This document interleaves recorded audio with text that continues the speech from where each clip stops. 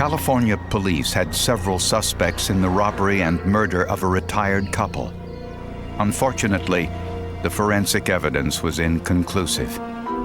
10 years later, a determined forensic scientist with materials used by dentists found evidence that had previously been overlooked, and in so doing, made scientific history. Bakersfield, California, known for its oil fields, wide open spaces, and an aggressive crime investigation unit. Officials post pictures of their most wanted criminals on the town's website, but they needed every trick they could think of to solve the case of Clifford and Alma Merck, a retired couple who lived on the city's south side. They loved to sit out on the front porch, and they had big trees out in front, and it was shady in the summertime. And they would just sit out there, and it was so peaceful. One Saturday morning, the Merck son Robert stopped by his parents' home for a visit. He immediately noticed something was wrong. He found a door open at the back of the house and entered, and immediately detected a foul odor. And I backed out of the house and told my wife, I said, something's wrong here. Go across the street and call the sheriff's department. Jim Christopherson was one of the first to arrive at the scene. The entire residence was ransacked. Everything turned upside down, chairs turned upside down. Anything that was in a drawer was tipped out and spilled out onto the floor. When they got to the couple's bedroom, police discovered this was more than a robbery.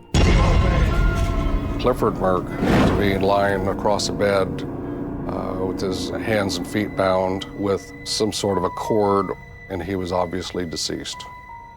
It was later determined he had been shot in the head twice. Nearby, police found a pillow with 2 bullet holes.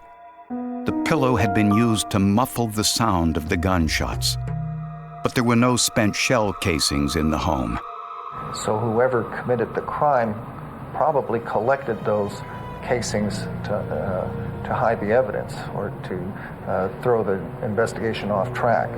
The search team found Alma Merck's body in the second bedroom. There was a sliding panel in this location, and as we slid back, one could see that there was a body placed in this closet. He told me that my mother, they found her in a wardrobe with a telephone cord tied around her neck and strangled. I thought, this can't be happening. It's like a dream. I'm gonna wake up and she's gonna be fine. But it wasn't a dream, it was real. Alma's jewelry and Cliff's handguns were apparently stolen during the attack. Investigators found 2 foreign fingerprints inside the home, one at the back door, the other on a sewing tray in the living room. In a search for suspects, a neighbor told police that he saw 2 men lurking around the Merck's home just a few days earlier. He kept an eye on them till he finally lost visual contact with them because of some trees obstructing his view. And that was the last he saw of them. The Mercks had no known enemies, and no one else in the neighborhood saw or heard anything unusual around the time of the murders. Investigators hoped that either the fingerprints or some other forensic evidence at the scene would lead them to the killer.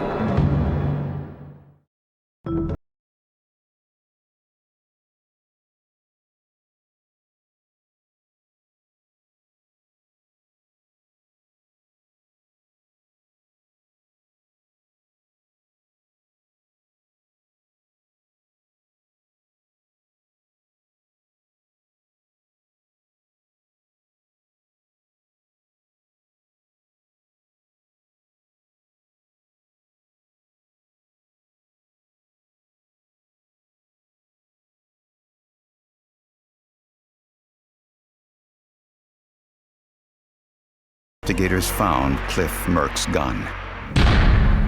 It was in the possession of a man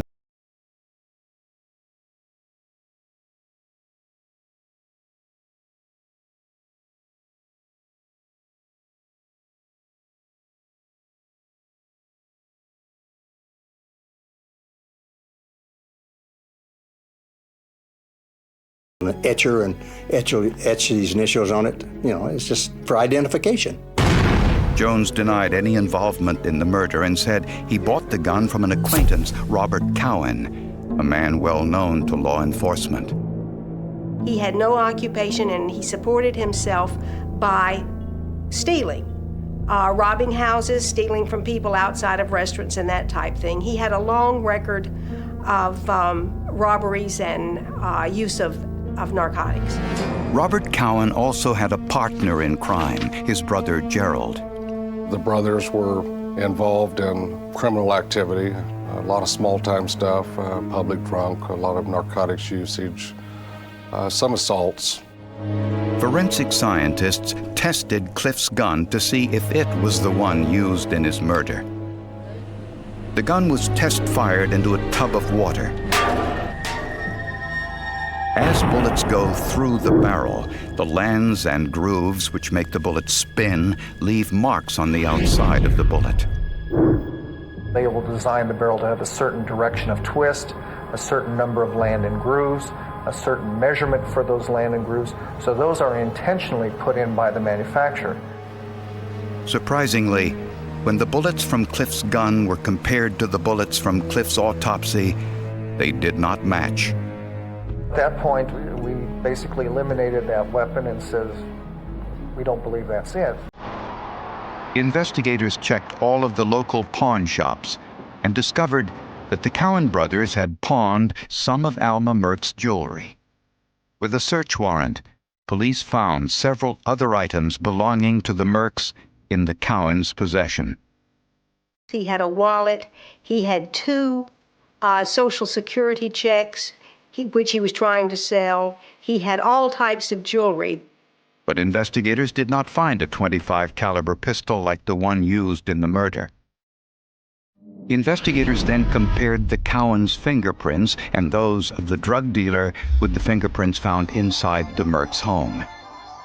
They were astonished to learn that none of them matched. The Cowan brothers looked similar to the men seen walking near the Mercks' home before the murder, but the neighbor couldn't make a positive identification. All investigators had against the Cowan brothers and Dan Jones was possession of stolen property. We just got to a certain point where there was no fresh information coming in, and there was still a lack of physical evidence tying the Cowans to the crime scene. We would talk, and he would say the same thing. We still think it's the same people, but we don't have the proof. I never lost hope. I just knew in my heart that the police would do their job and find the people that did this to Mother and Cliff. I just never gave up hope. I just knew that they would do it. Investigators confiscated every .25 caliber pistol they could find, hoping that one of them would match the murder weapon. I'm going to just see every .25 caliber semi-automatic pistol seized by law enforcement in Kern County coming across my desk. I maintained those bullets in my secured work area. I never returned them to the sheriff's property room, knowing that I would one day get that firearm. But eventually, there were other crimes to solve, other evidence to process, and the murder of Cliff and Alma Merck moved quietly into the unsolved file. 10 years later, Jim Christofferson was promoted to homicide detective, but he never forgot the murder of Cliff and Alma Merck. The case had always bothered me mainly because of the circumstances, the way they were murdered, and just knowing that there was that element out there still walking the streets that hopefully hadn't done more killings. But after a decade, the trail of the killer had turned cold. Christofferson knew he needed forensic evidence to have any chance of solving the case.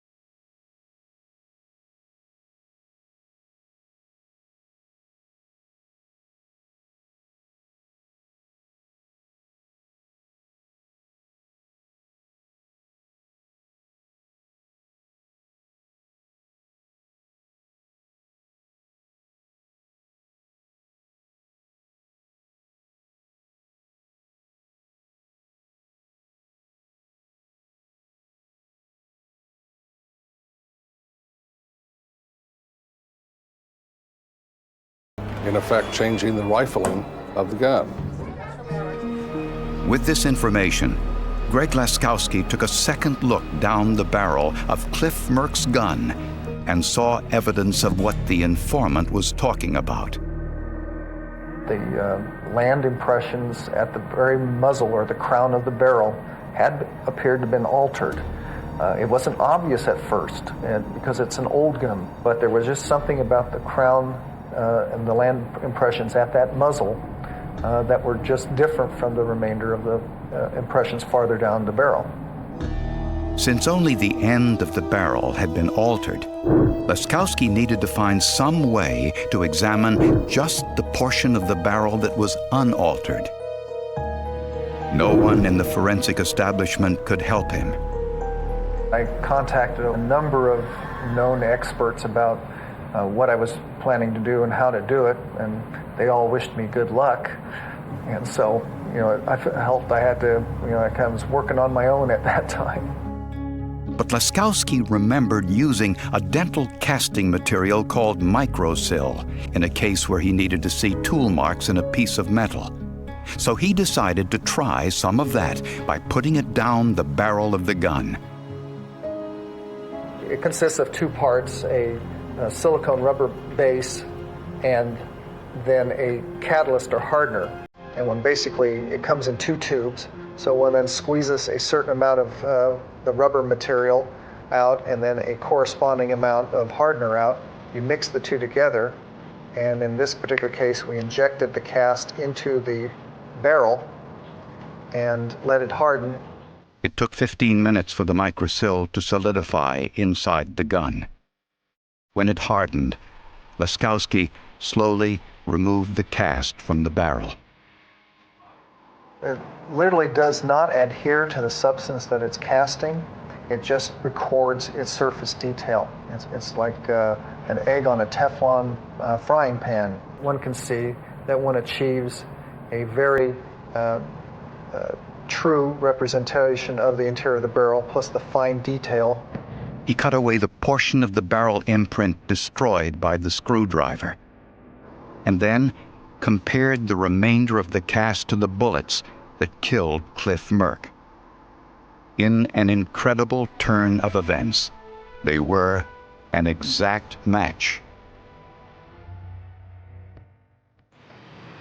This proved that Clifford Merck's own gun was used in his murder, and that the Cowan brothers had been in possession of the gun before it had been altered. Even with this discovery, it still wasn't enough to prove murder. That was good circumstantial evidence. However, it still did not place them inside the crime scene. But there was one more piece of evidence about to be uncovered that would point the finger at who killed Clifford and Alma Merck.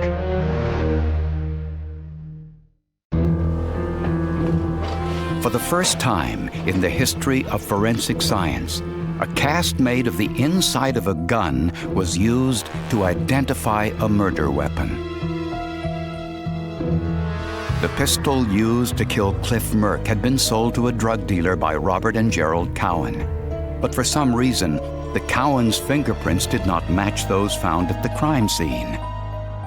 The person who attempted the comparison was unable to make a match, and he failed to have another examiner verify his conclusions. This was a breach of protocol. The standard operating procedure in all crime labs requires a fingerprint examiner to have someone verify his or her conclusions. So the fingerprints were resubmitted for analysis, and this time, the results were verified by a supervisor. The fingerprints found in the Merck's home matched Robert Cowan. It goes without saying that I was highly irritated and embarrassed for the department. Initially, on the latent evidence being misread, I tend to believe that was probably a training issue. This was simply a situation where the original examiner was in over his head and couldn't handle it. Armed with the fingerprint evidence and the ballistic test results, Robert Cowan was arrested and charged with 2 counts of first-degree murder.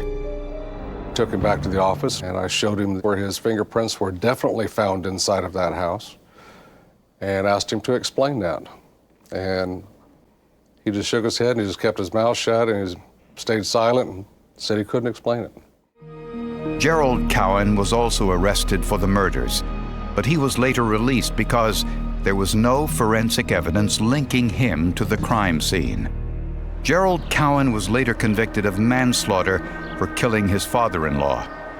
He served only 2 years in prison for that crime before he was released on parole.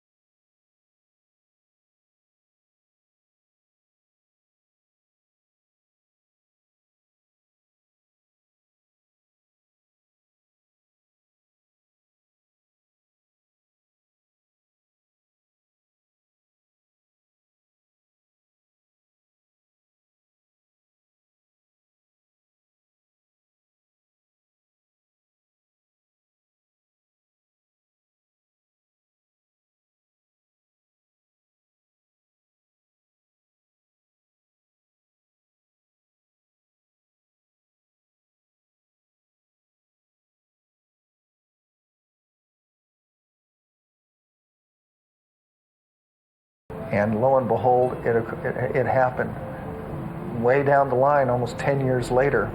But time was on our side, I guess, in that matter. Robert Cowan was convicted of 2 counts of first-degree murder and was sentenced to death. When you look at what he did to this elderly couple who he had no reason to kill, he could have taken everything they had and tied them up and left them. He didn't have to shoot them. He didn't have to shove Mrs. Merck in a closet and close the door on her and let her suffer and die. I couldn't find anything good about this man. I couldn't find anything nice about him. I couldn't find any reason in the world why I felt he should even be walking on the earth and breathing air. I'm glad they convicted him. The Merck case took 10 years to solve and required both perseverance and ingenuity. The result was not only a conviction, but a new forensic test now used around the world when investigators suspect there has been tampering inside a gun barrel. This is where forensic science works, as it always borrows or steals from its neighboring sciences or methodologies, and it takes those and uses it in a practical manner. I could not have won the case. I could not have gotten the death penalty without forensic science. I've had a long career, and it was one of the highlights of my career. A late-night street fight left 1 man dead, and contradictory accounts of what took place. Some said the victim was murdered. Others said it was self-defense. It took a member of the Wrestling Hall of Fame, a blood spatter expert and forensic animation to reveal how a world-class athlete lost one of the most important fights of his. San Diego, California is a mecca for both athletes and outdoor enthusiasts. And it's where 25-year-old Dusty Harless settled after his successful college career as the AAU National Wrestling Champion. Dusty was a wakeboard salesman, which combined his passion for sports with his personality for sales. He had so many friends. He knew so many different groups of people all over San Diego, and everyone loved him. He was just a great person. Like, if he touched your life, you were a lucky person. Here's Dusty's fat stomach. There's Dusty's stomach. Tomorrow he'll sit on the can for an hour. Oh, no. Run 5 miles, come back, do a couple 100 push-ups. Just after midnight one Saturday night, Dusty and his girlfriend, Sky Flanders, were heading home after an evening on the town. We were just going to walk to the liquor store to call a cab. Sky ran ahead of Dusty, seeking shelter from the rain. A man in a car pulled up beside her. He said something to the effect, hey, baby, you want to ride? And I said, no, I'm with someone. Like, obviously, I don't need a ride because I'm not alone. He hadn't seen Dusty right away. Dusty walked over to investigate. He made a statement to the effect of, hey, that's my girlfriend, you know, what's going on here? Dusty went around to the driver's side. Words were exchanged. There was an altercation. By the time it was all over, the car sped away, leaving Dusty lying on the ground, bleeding to death. I didn't know there was a weapon involved until then. And, I mean, obviously, when I saw the wound, things, started coming together. I was hysterical. Why did you do this to Dusty? When paramedics arrived, Dusty had bled to death. I just was in total disbelief. I didn't want to hear what he was telling me. I didn't want to believe it. I didn't want to hear it. I was like, you're lying to me. And I was hitting the wall and freaking out, and he had to take me outside. I was being way too loud. Sky was able to provide the assailant's license plate number, 2UCA167. The car was registered to Barbara Gensler. She told police her son David was using the car, but she didn't know where he was. 25-year-old David Gensler was a finance student at San Diego State University. He matched the general description Sky had given to police, about 6 feet tall, thin, with glasses. 3 days later, Gensler turned himself in. Obviously, he knew he stabbed someone, but didn't know the extent of that wound. When he learned that this person had died, that's when he contacted an attorney. Gensler refused to tell police where the car was, and he also refused to give them the clothes he wore that night and the knife. What his story is, I don't know. He's never given us a statement. Gensler looked very studious. He had the little glasses and was a tall, lanky guy that he didn't look like someone you would expect to get into a street brawl, much less kill someone. But several eyewitnesses disagreed. Hundreds of friends turned out for Dusty Harless's funeral. He was a former wrestling champion and a world-class wakeboarder. His friends went out into the Pacific near his home and dropped wreaths of flowers on the water in his memory. He knew so many people in San Diego, different groups of people in different areas, and he had a lot of friends. Like a lot of people loved him. If you knew Dusty, you were touched and you were lucky. The autopsy revealed the cause of Dusty's death was a single stab wound to his aorta, the largest artery in the body. Just one stab wound, and it went in 4 inches into the body and sliced the aorta.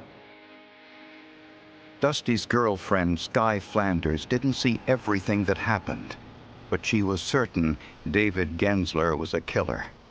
He looked kind of crazed. He looked like a wild animal, really. He had like a crazy look in his eyes and got in his car and left. So, he didn't say anything. Eventually, an eyewitness came forward. His name was Scott Davis. He said he was driving by and saw two men fighting and stopped to try to break it up. Scott Davis was a first-class petty officer with the Navy who was moonlighting as a bouncer at a local bar. And he drove up just as this was beginning. And what he said is as he drove up, he saw this beginning of a confrontation, and he saw the defendant take a hard swing and hit Dusty on the left side of his head. And that Dusty went down on his back, that the defendant jumped on top of him, straddled him, pulled out a knife with his right hand, and stabbed him once in the chest. Davis said he fled the scene because Gensler had threatened him too. But David Gensler's version of events was significantly different. He said Dusty Harless instigated the fight by pulling him out of his car and wrestled him face down to the ground. He also said that Scott Davis, the so-called witness, was in fact an active participant. Gensler insisted Davis kicked him repeatedly, while Dusty had him pinned down, but he managed to get a knife out of his pocket to defend himself. He's thinking he's getting his ass kicked and he's in fear of his life, and he just blindly reaches back and stabs him. Is it likely or unlikely? I really can't say. And that is what made the one stab wound into pretty much the center of the chest of Dusty. A week after Dusty's death, police found Gensler's car parked in a neighborhood on the other side of the city. We were able to get DNA from the steering wheel, from the gear shift, from the turn signal, and that DNA, that blood, came back and matched that of the victim, Dusty Harless. This tied Gensler to the killing. A short time later, after hearing about the incident in the media, one of Gensler's friends turned over a knife which she said belonged to Gensler. It was consistent with the size of the wound. It was basically a 4-inch single-bladed knife, and it was consistent with the depth of the wound and other dimensions of the wound. And the friend also turned over a bloody shirt. Tests revealed the blood on the shirt was that of the victim, Dusty Harless. The blood was on the front of the shirt, inconsistent with Gensler's version of the incident. Had Gensler been underneath Dusty on his stomach when he stabbed him, Dusty's blood would have been on the back of Gensler's shirt, not the front. The fact that the majority of the blood is the front, it seems a more likely theory that it was a front face-to-face confrontation. Based on the facts of the case, based on the eyewitnesses, based on the periphery witnesses after the fact, I felt we had a murder case here. I couldn't believe that I actually took another man's life.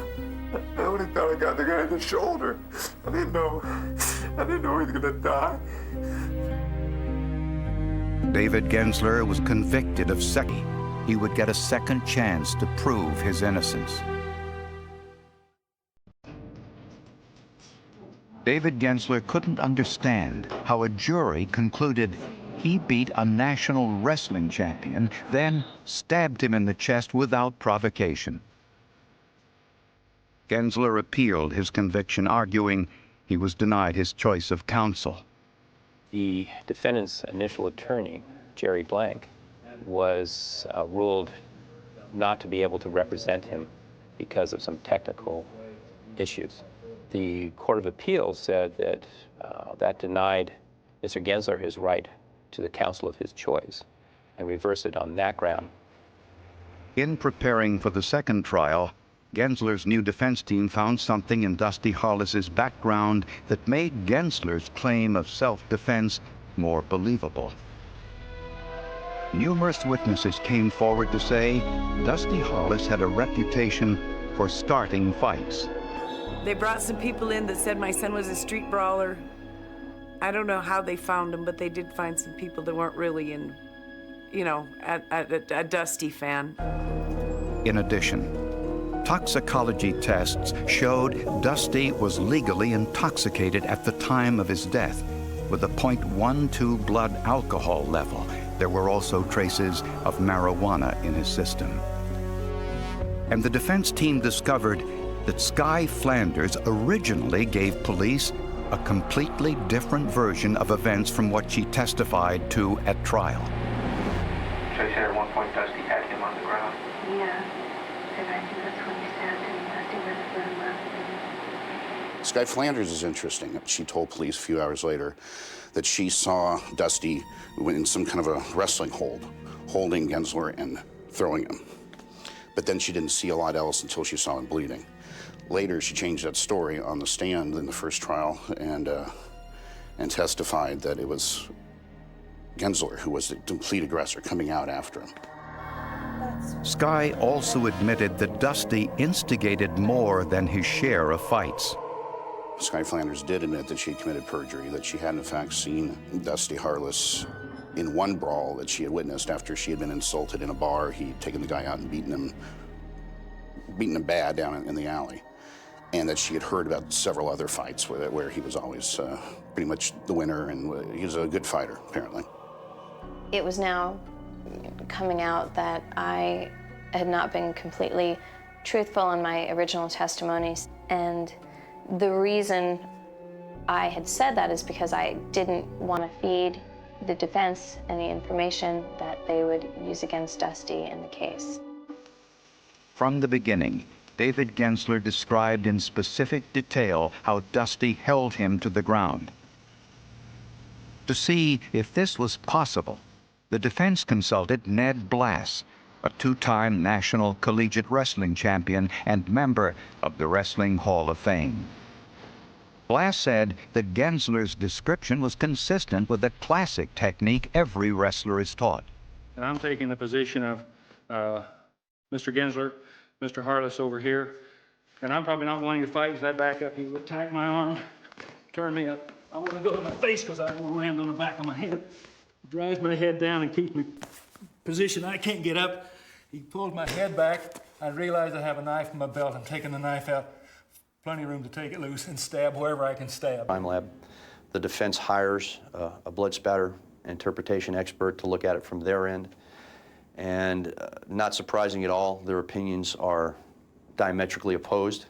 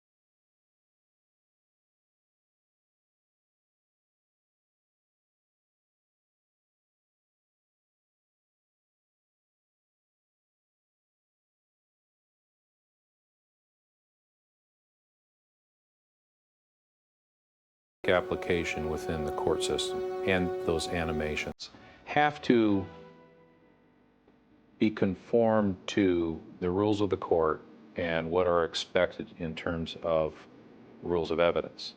There's a videotape made with David Gensler, and I think it was the attorney who played the role of Dusty Harless.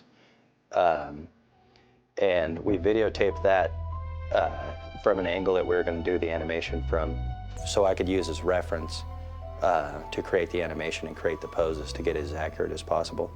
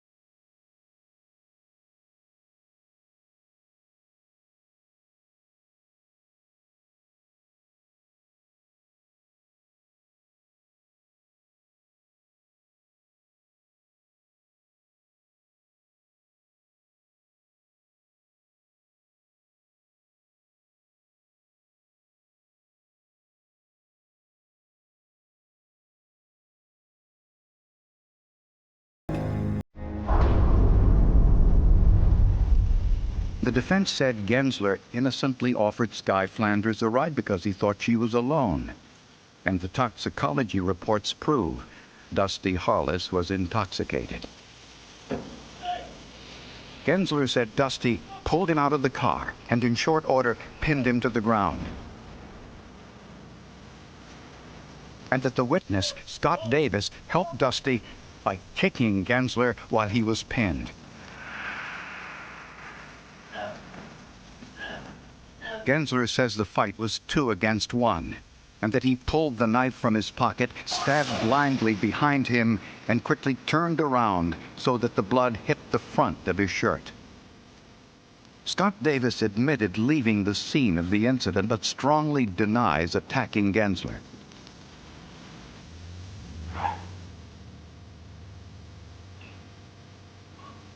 This interpretation of the forensic evidence, the forensic animation, and testimony of a Hall of Fame wrestling coach resulted in a very different conclusion.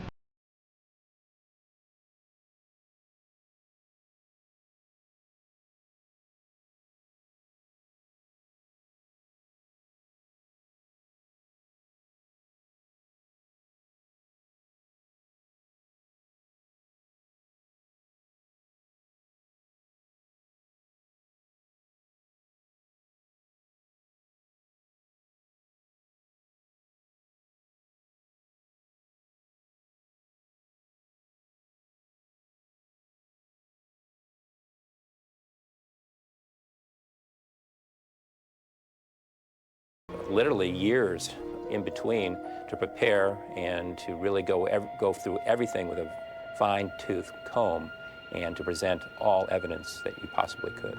I've learned that in a fight, in a physical fight, things don't go always according to plan.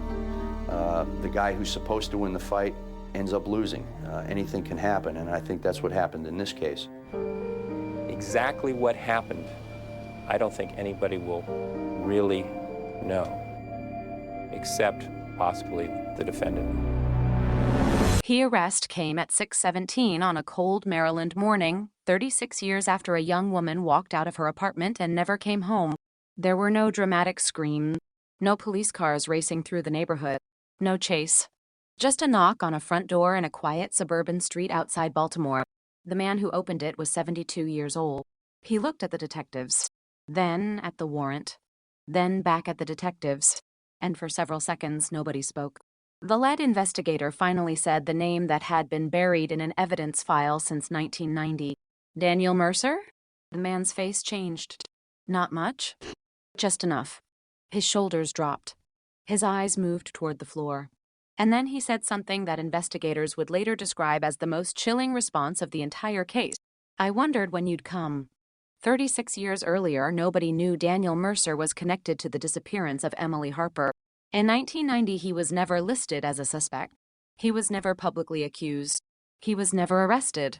He was simply another name in a Maryland town full of people who knew Emily worked with Emily, passed her on the street, and assumed someone else would eventually find her. They never did. Until a single piece of DNA changed the case. Emily Harper was 24 years old when she disappeared. She lived alone in a modest second-floor apartment in a quiet neighborhood where people knew each other's routine. She worked at a small medical billing company in Baltimore. She was organized, predictable, careful. The kind of person who wrote appointments on calendars and called her mother every Sunday evening. On October 19th, still 1990, she went to work. Co-workers remembered nothing unusual. She answered phones, filed paperwork, had lunch at her desk. At 4:48 p.m., she left the office. A co-worker saw her walking toward the parking lot. Emily smiled. She said she was going home. That was the last confirmed sighting of her. At 5:12 p.m., her car was seen near a convenience store less than 2 miles from her apartment. At 5:31, a neighbor heard a vehicle pull into the apartment complex. At 6:03, Emily's mother called the apartment. Nobody answered. At 8:15, she called again. Nothing. By midnight, the family knew something was wrong. Emily never disappeared. Not voluntarily. Not without warning. Her mother called the police the next morning. Officers entered the apartment. Everything looked normal. That was the first thing that made the case so disturbing. There was no obvious struggle. No broken window. No overturned furniture. No blood. Emily's purse was missing. Her coat was missing. Her keys were gone, but her passport remained. Her favorite necklace remained. Her checkbook remained. And on the kitchen counter was a half-finished cup of coffee, still in the same place, still untouched.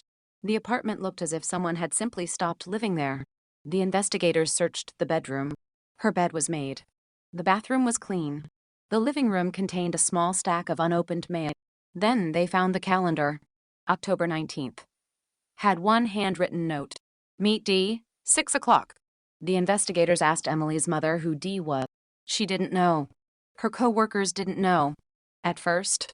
Then one co-worker remembered. Daniel Mercer. He worked for a company that handled insurance claims for several medical practices. Emily had met him through work. They were not close. At least, that was what everyone believed. Mercer told police he had spoken to Emily several times during the previous month. He said they discussed paperwork. Nothing more. When asked about the note on the calendar, Mercer said he had no idea. He claimed he had never arranged to meet Emily that evening. That statement would remain in the original case file. So would another. Mercer said he had never been inside Emily's apartment. The investigators accepted it. There was no physical evidence contradicting him. The case moved forward. Police searched the neighborhood. They searched nearby roads. They questioned co-workers. They checked hospitals. They checked airports. They checked credit cards. Nothing. Then Emily's car was found. 3 days after the disappearance. It was parked behind an abandoned warehouse near the Patapsco River. The driver's door was locked. The windows were closed. Emily's purse was inside. Her wallet was still there. Her driver's license was still there. Her bank card was still there. But one thing was missing. Her coat. The investigators found a single strand of dark hair caught in the driver's side door. It was preserved. But in 1990, DNA testing was nowhere near as advanced as it would become decades later. The hair was placed into evidence, then forgotten. The car was processed. Nothing else seemed important. There were no fingerprints that investigators could confidently identify. No clear footprints. No blood. No weapon. No witness who saw Emily enter the warehouse district. The case began to fade. Emily's family refused to let it disappear. Her mother called detectives every month, then every few months, then every year. She kept Emily's bedroom exactly as it had been. She kept the calendar. She kept the photographs. She kept the last birthday card Emily had given her. And she kept asking the same question, "Where is my daughter?" For years, nobody had an answer. The investigation was reopened several times. Tips came in. Most were useless. One caller claimed Emily was living in Pennsylvania. Another said she had seen her in Washington. A man called the police and claimed he knew where Emily was buried. He led investigators into a wooded area. They found nothing. The years passed. The case became a cold case. The original detectives retired. Some died. The evidence remained in storage. Then, in 2022, a new cold case unit reviewed the file. Detective Laura Bennett was assigned to it. She began with the basics. She read every report, every interview, every evidence log, every note. And she noticed something nobody had questioned. Daniel Mercer's first interview was only 22 minutes long. That was unusually short. He had been one of the last people connected to Emily before she disappeared. Yet investigators had barely questioned him. Then it read the transcript. Then stopped. Mercer had said, "I didn't see Emily that day." But later in the same interview, he said, "She looked tired when I spoke to her." Then it circled the sentence. How could Mercer know Emily looked tired if he had not seen her? It might have been a mistake. It might have been nothing. But cold cases are often rebuilt from contradictions that once seemed insignificant. Then it ordered a second review of Mercer's original statement. There was another problem. Mercer claimed he had been home that evening. But the company had a parking record. His vehicle had left the office at 5:02 p.m. and returned at 8:41 p.m. Mercer had not mentioned leaving. The investigators traced the old record. The vehicle had traveled toward the same warehouse district where Emily's car was eventually found. That was the first real crack. Then came another. A former coworker remembered something.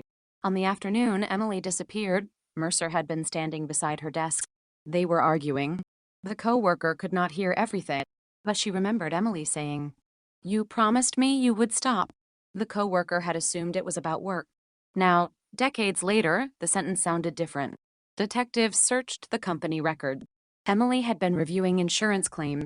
She had discovered irregularities, payments that didn't make sense, patient names that appeared multiple times, claims submitted for procedures that had never happened.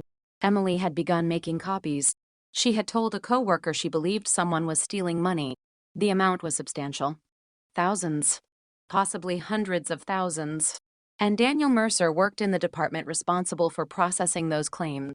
The investigators wondered if Emily's disappearance had been connected to financial fraud. They searched the old company record. Most had been destroyed, but not all. One archived box contained handwritten claim adjustments. Emily's initials appeared beside several. Beside one claim, she had written, "Ask Daniel." Another read, "Numbers changed after approval." A third contained a warning. "Someone is deleting records." The investigation shifted. Emily may not have vanished because of a personal relationship. She may have discovered something dangerous, something involving money, something involving people who had a reason to silence her. But the biggest breakthrough came from the old hair sample. A laboratory still had it. Modern testing could extract far more information than investigators could in 1990. The sample was sent for analysis. Weeks passed. Then the call came. There was DNA. A partial profile. Not Emily's.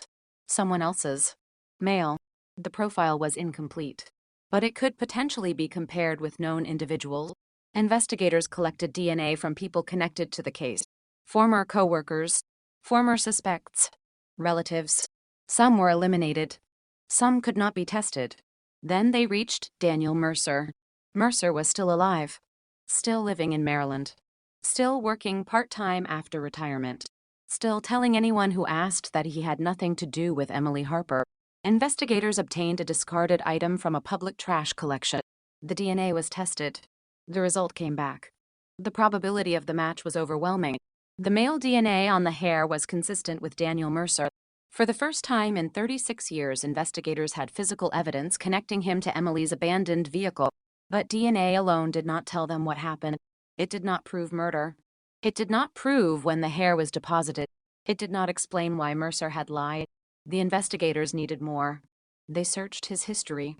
They discovered that Mercer had moved several times, but he had never left Maryland for more than a few months.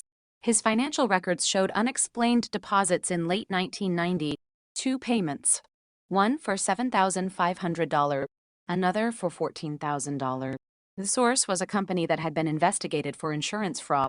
The company no longer existed. Its owner was dead, but the money was real. The investigators went back to Emily's calendar. Meet Di, 6 o'clock. D. Daniel. The meeting was real. Mercer had lied. And now his DNA was on a strand of hair recovered from Emily's car. The cold case was beginning to breathe again. But Bennett wanted to know why Emily had agreed to meet him. The answer was hidden in a letter. A letter Emily had written 2 days before she disappeared. She had never mailed it. It was found inside a book after her mother's death. The letter was addressed to an unnamed person. It said, "I know what you did."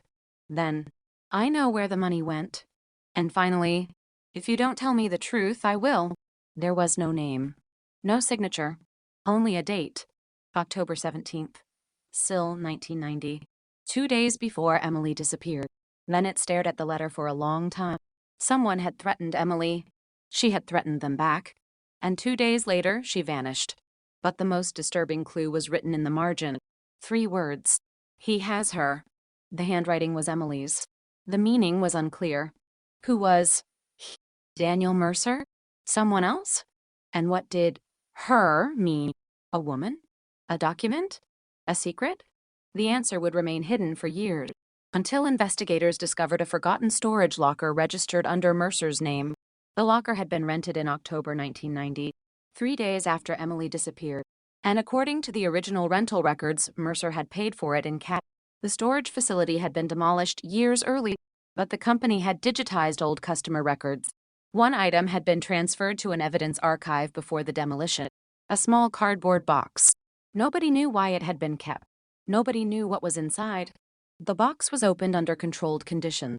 Inside were old newspapers, a set of photographs, a woman's scarf, and a cassette tape. The label contained only one date, October 19th, 90. Emily's disappearance. Bennett placed the Cosette into a modern player. For several seconds, there was only static. Then a woman's voice. Emily. Her voice was quiet, frightened, but unmistakable. I told you I would tell them. A man's voice answered. Then you leave me no choice.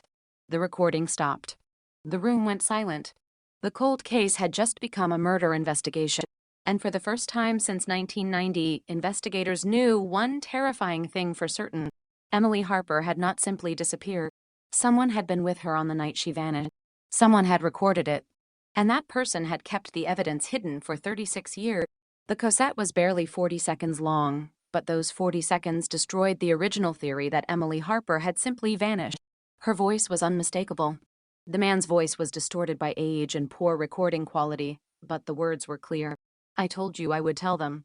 Then the man answered, Then you leave me no choice. The recording ended. No scream, no impact, no explanation, just silence. Detective Laura Bennett listened again, then again. She isolated the background noise.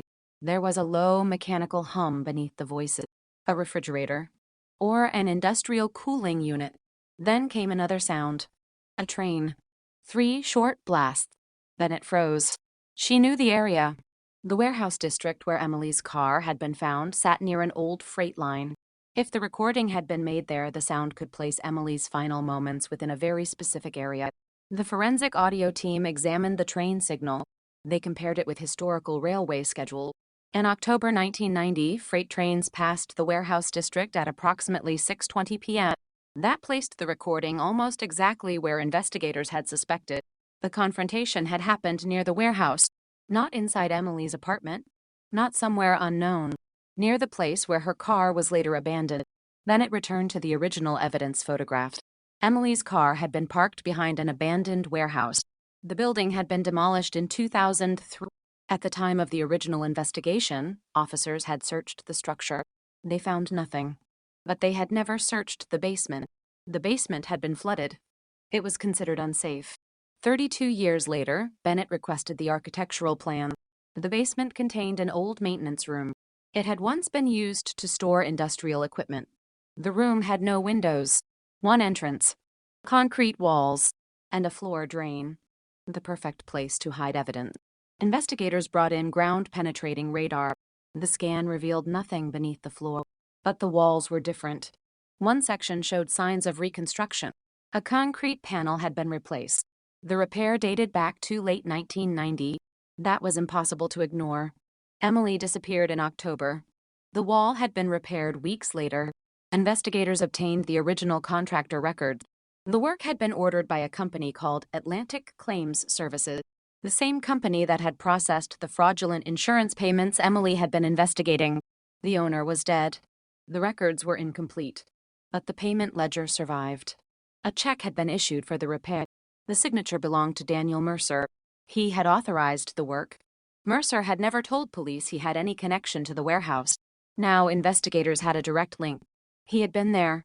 He had paid for construction. And the construction happened shortly after Emily vanished. Then it ordered the wall opened. Behind it was a narrow cavity, empty, except for one object, a rusted metal clasp, and a small piece of blue fabric. The laboratory compared the fabric with Emily's clothing. It matched a jacket she had been wearing the week she disappeared, but there was no body, no weapon, no blood, only fragments. Still, the investigators now had enough to revisit Mercer's original story. They interviewed him again. This time, he was 72. He sat across from Bennett in a small interrogation room. She placed the photograph of Emily on the table. He looked at it.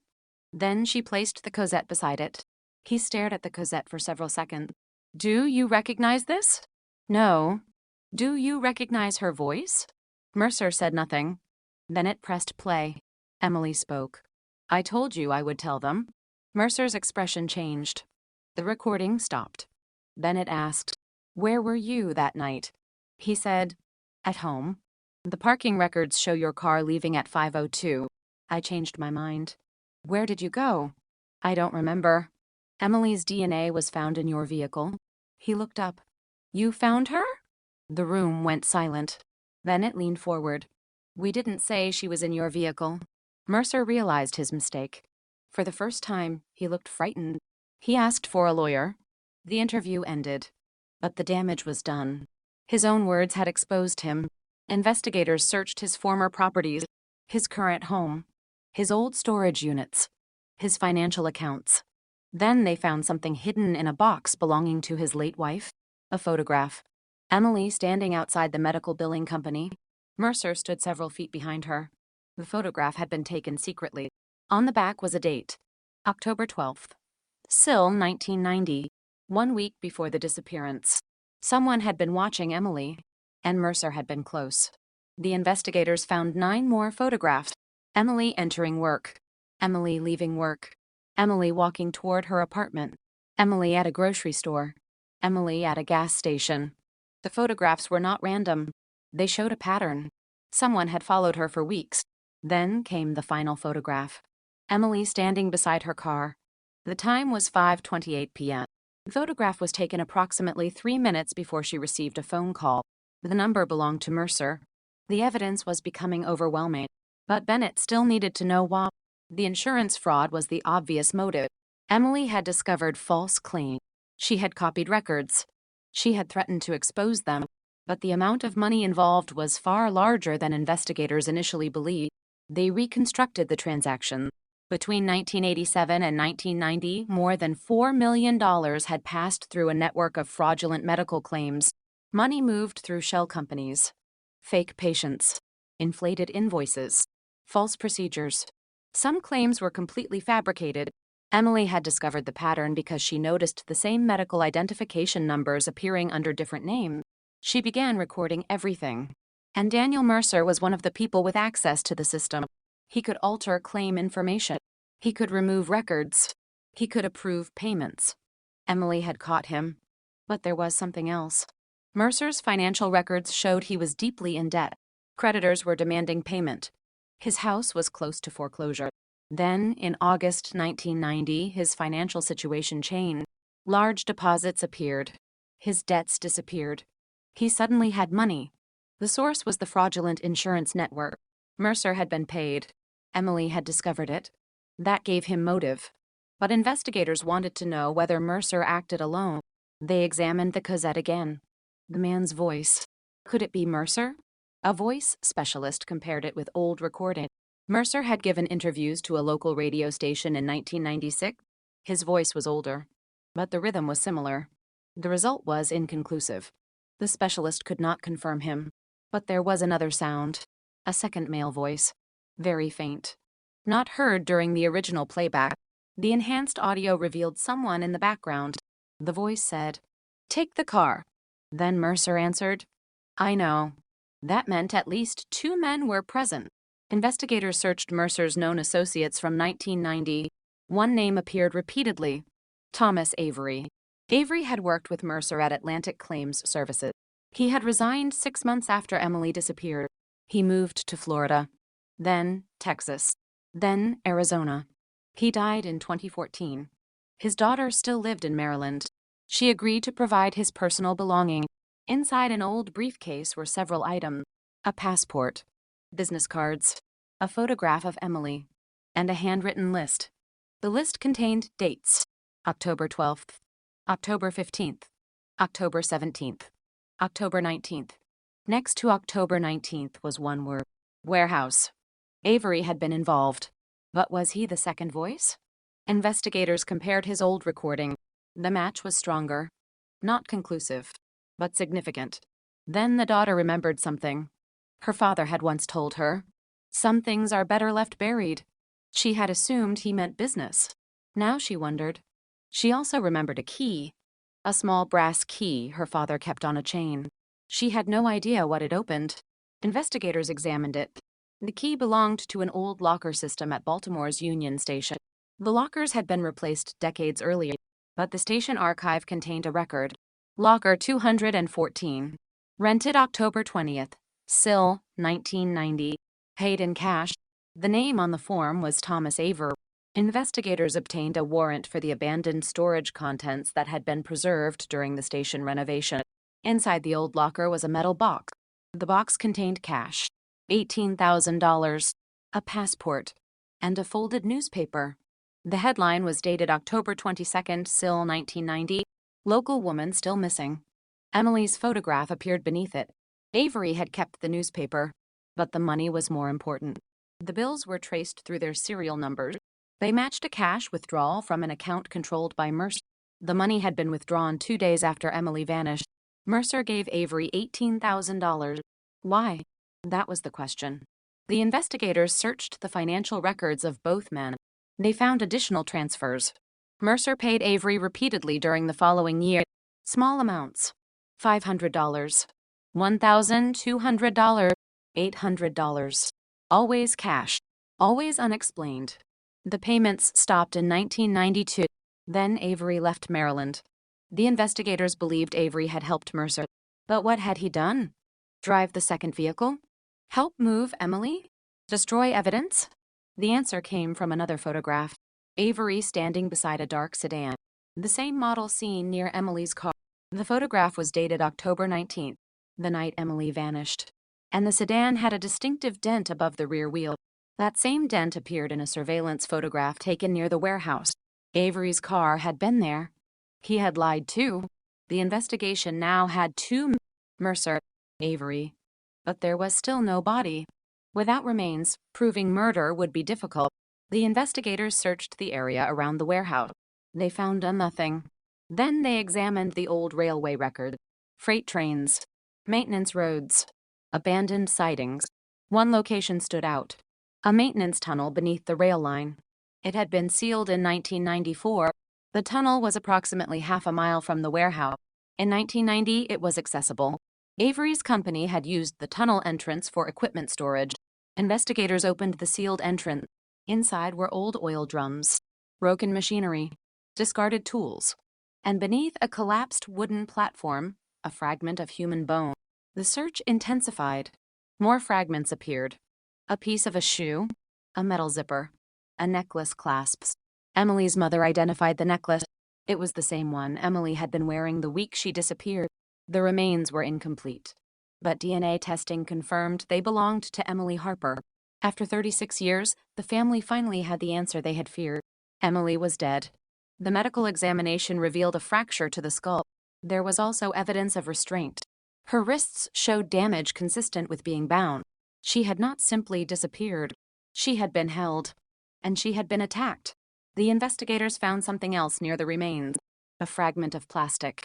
It came from an old medical records folder, the type used by Atlantic Claims Services, the same company where Emily worked.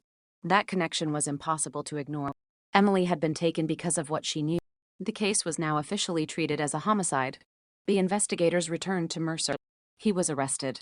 But before the arrest, he said something that confused everyone. "I didn't kill her." Bennett asked, "Who did?" Mercer stared at her, then said, "You've been looking at the wrong man. Who should we be looking at?" Mercer refused to answer. He requested his attorney. The next morning, his lawyer delivered a message. Mercer was willing to cooperate, but only if prosecutors agreed to protect his family.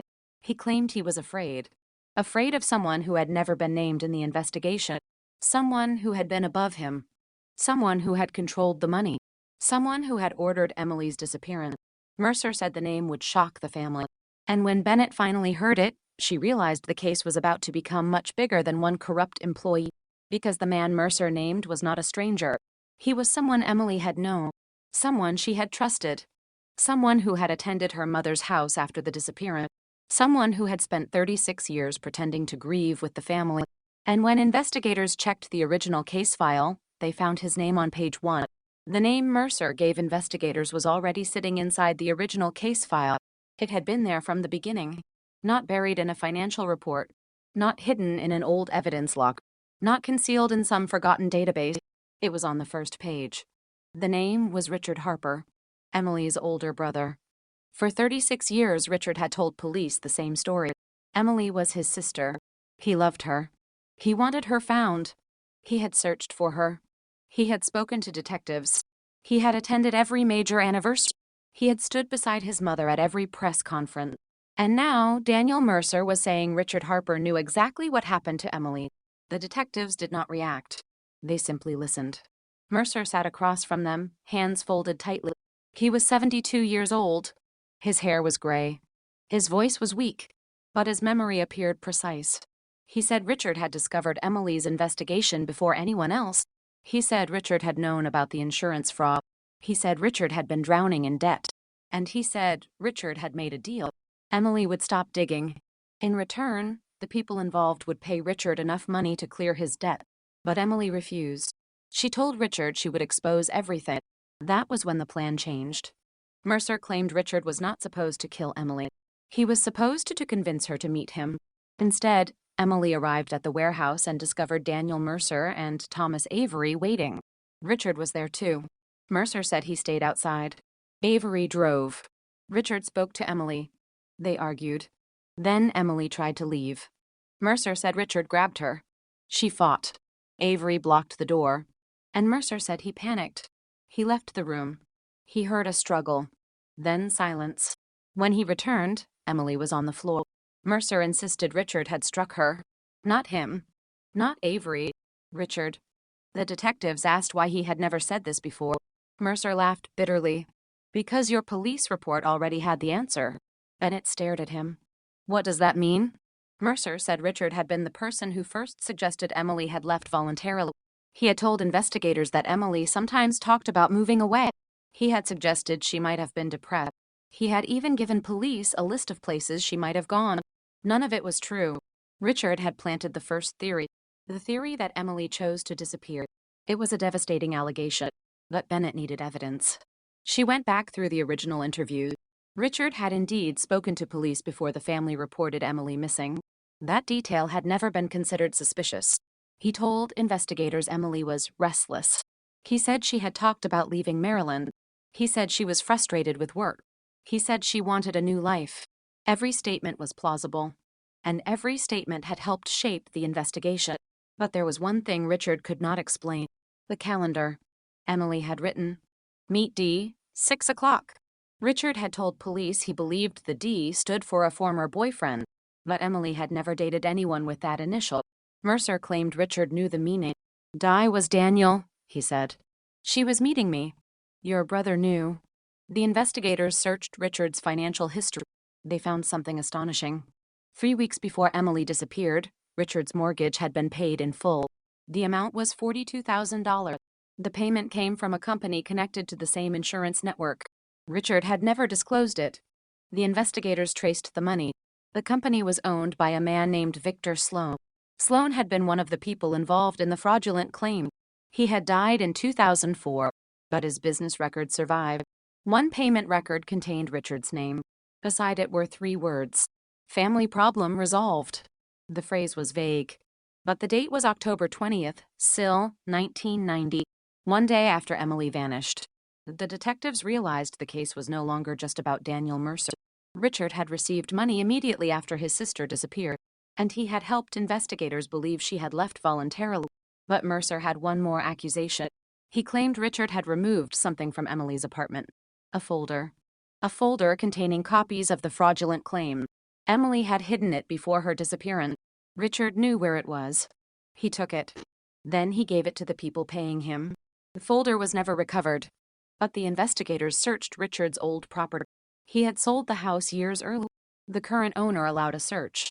In the attic, investigators found a wooden trunk that belonged to the previous owners. Inside were old newspapers. Nothing unusual. Then, beneath the newspapers, they found a small metal box. The box was sealed. Inside were photocopies of insurance claims. Emily's handwriting was visible on several pages. There were hundreds of them. Some contained handwritten notes. One note said, "Our nose." Another, "He took the money." And a third, "I can't trust my brother." The handwriting was confirmed as Emily's. Her suspicion of Richard had existed before her disappearance. That changed everything. The detectives now had motive. They had money. They had evidence. They had Mercer's confession. But they needed to know whether Richard had been physically present at the warehouse. The answer came from an unexpected source: a toll record. In 1990, Maryland still used paper-based toll receipts on several routes. An archived box contained receipts from the evening of October 19th, One vehicle had passed through a toll point at 5:41 p.m. The vehicle was registered to Richard. The location was 20 minutes from the warehouse. The return trip was recorded at 9:13 p.m. Richard had told police he had been home all evening. He had lied. The detectives confronted him. Richard was 78. He was living in a retirement community. He agreed to speak. He sat calmly. He listened to the allegations. Then he said, "Daniel Mercer is a liar." Bennett placed the photograph of Emily on the table. "Did you meet your sister on October 19th, still 1990? No. Did you go to the warehouse? No. Did you receive $42,000? I don't remember. Your mortgage was paid. Someone helped me. Who? Richard said nothing. Bennett slid the payment record across the table. He looked at it, then smiled. You've been looking for Emily for 36 years, he said. Now you're looking for someone to blame. Bennett answered, We found her. Richard's smile disappeared. We found her remains, she continued. His hands began to tremble. For the first time, his composure broke. He asked, Where? Bennett did not answer. Richard looked toward the wall. Then he whispered, She wasn't supposed to die. That sentence changed the interrogation. Bennett leaned forward. Who wasn't supposed to kill her? Richard closed his eyes. He said, Victor Sloan. The man who had died 22 years earlier. According to Richard, Sloan had organized the entire operation. Sloan had been the financial architect. He recruited Mercer. He controlled Avery. He paid Richard. And he knew about Emily's discovery. Richard claimed he was only supposed to bring Emily to the warehouse.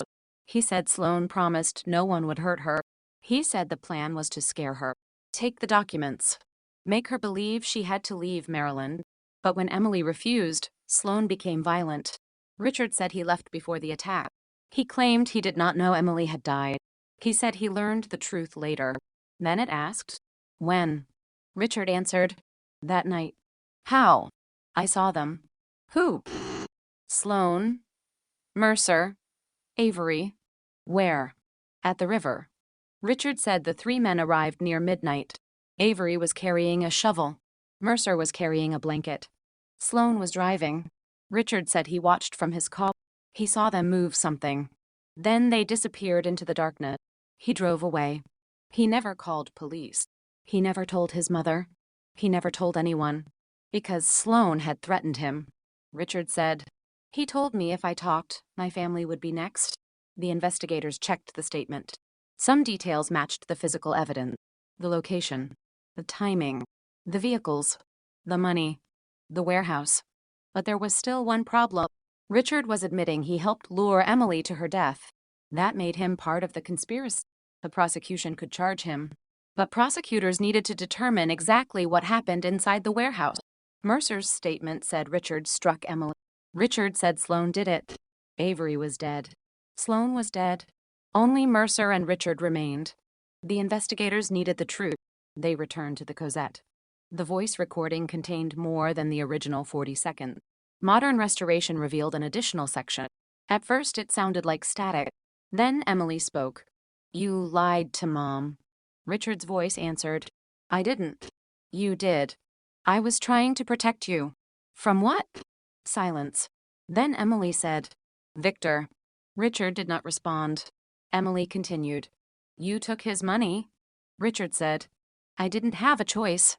Emily laughed bitterly. You always have a choice. Then the recording became chaotic. A door slammed. Someone shouted. The audio ended.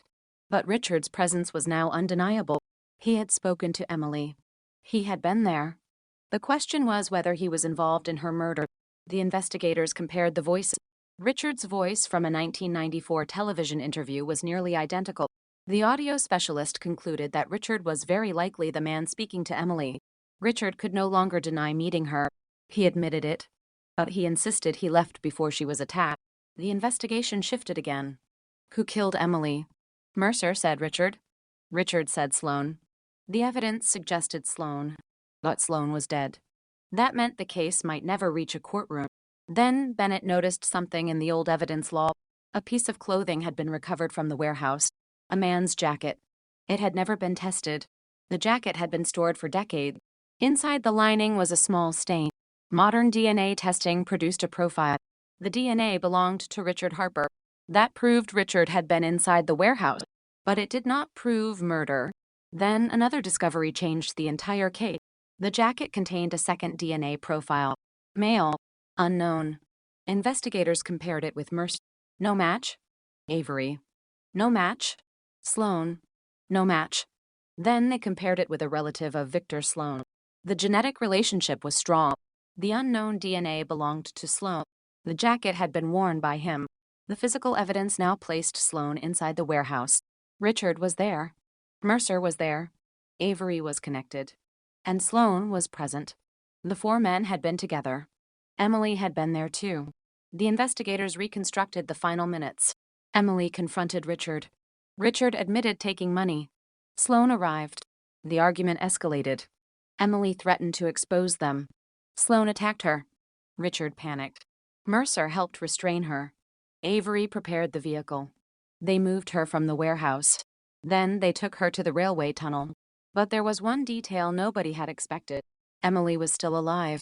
The forensic examination showed that her fatal injury occurred after she left the warehouse.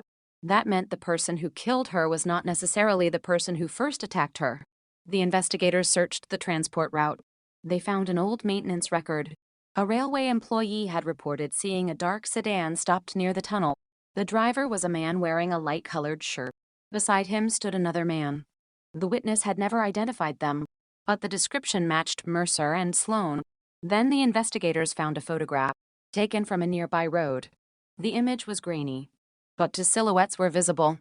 One man was standing beside the sedan. The other was opening the trunk.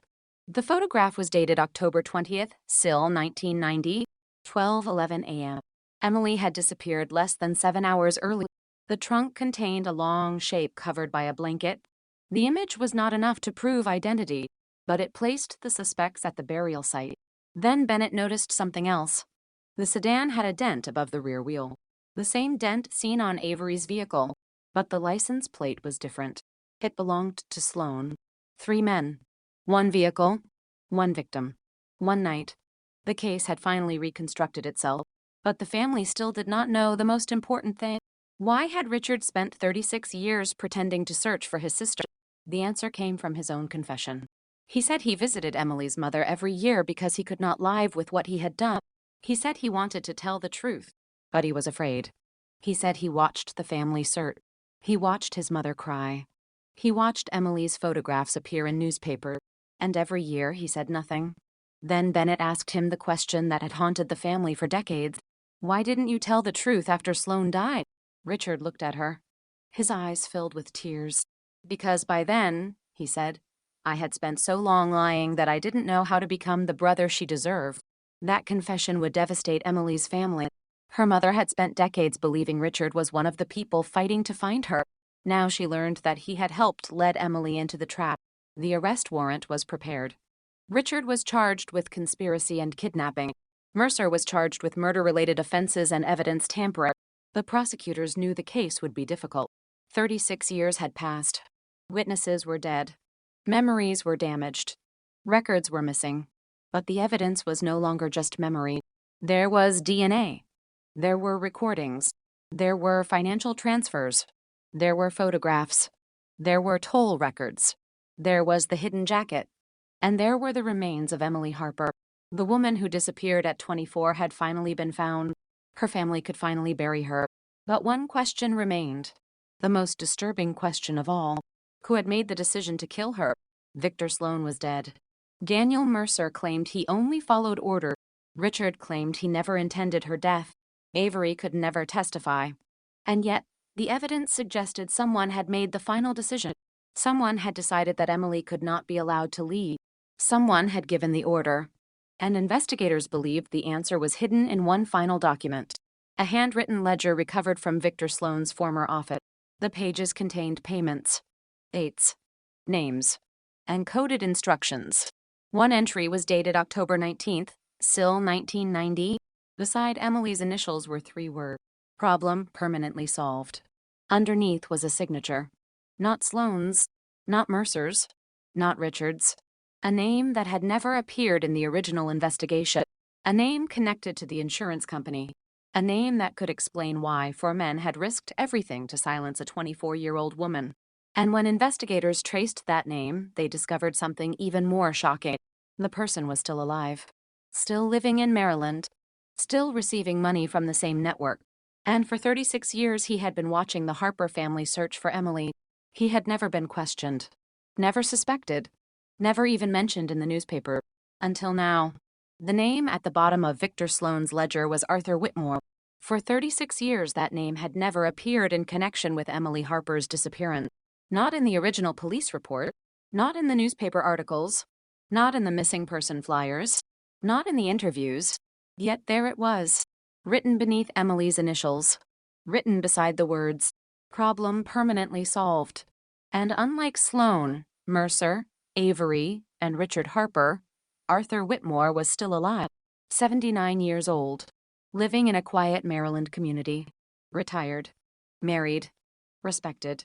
For decades, he had been known as a successful insurance executive, the kind of man people described as disciplined, generous, private.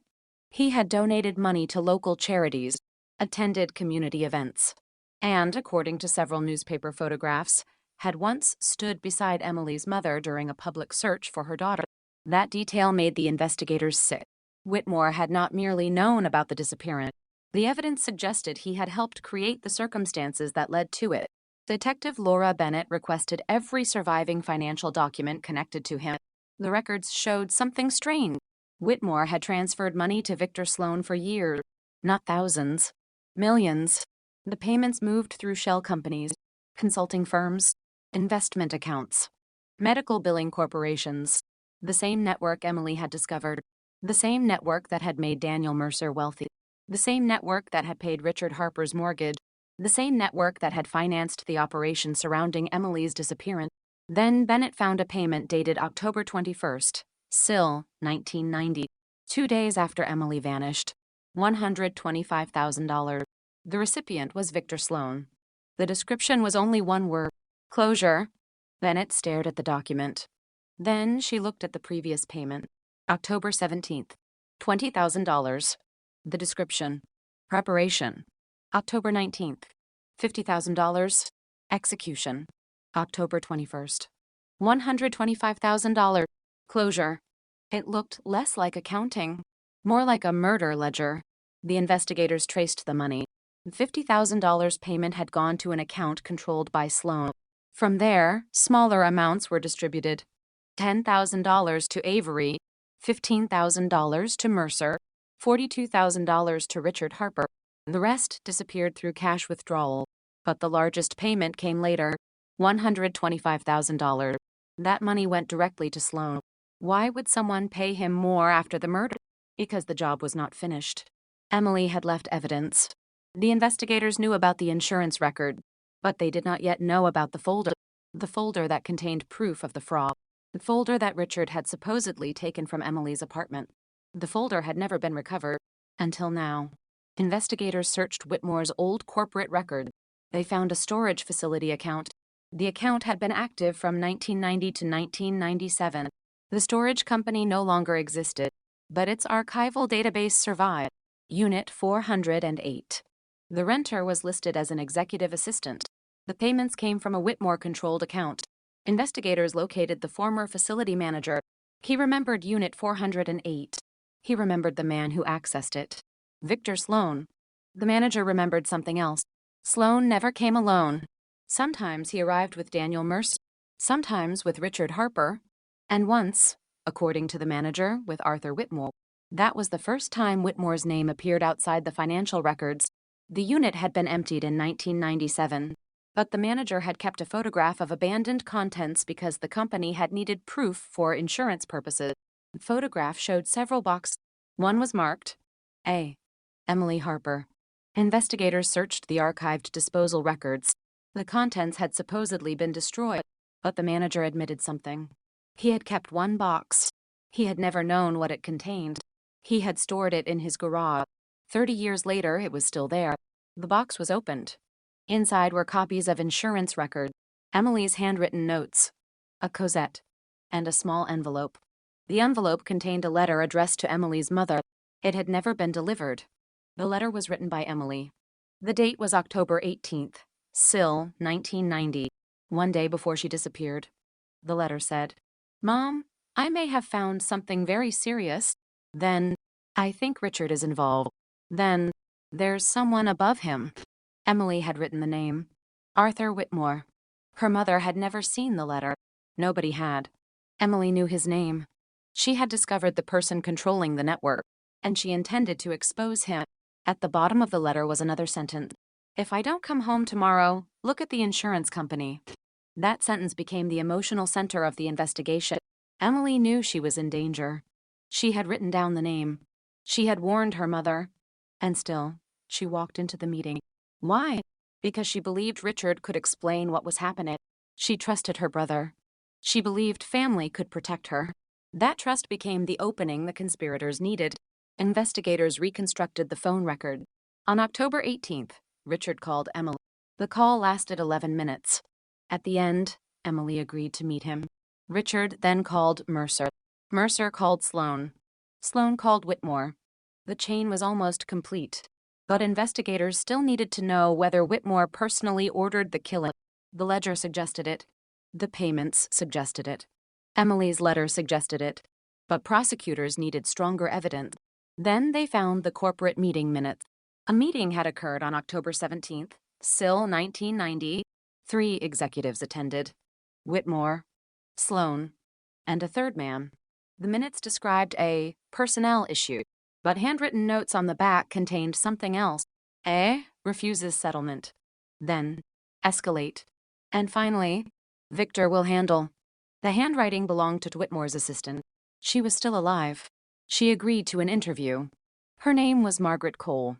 She had been 35 in 1990. Now she was 71. She remembered the meeting. She remembered Emily's name.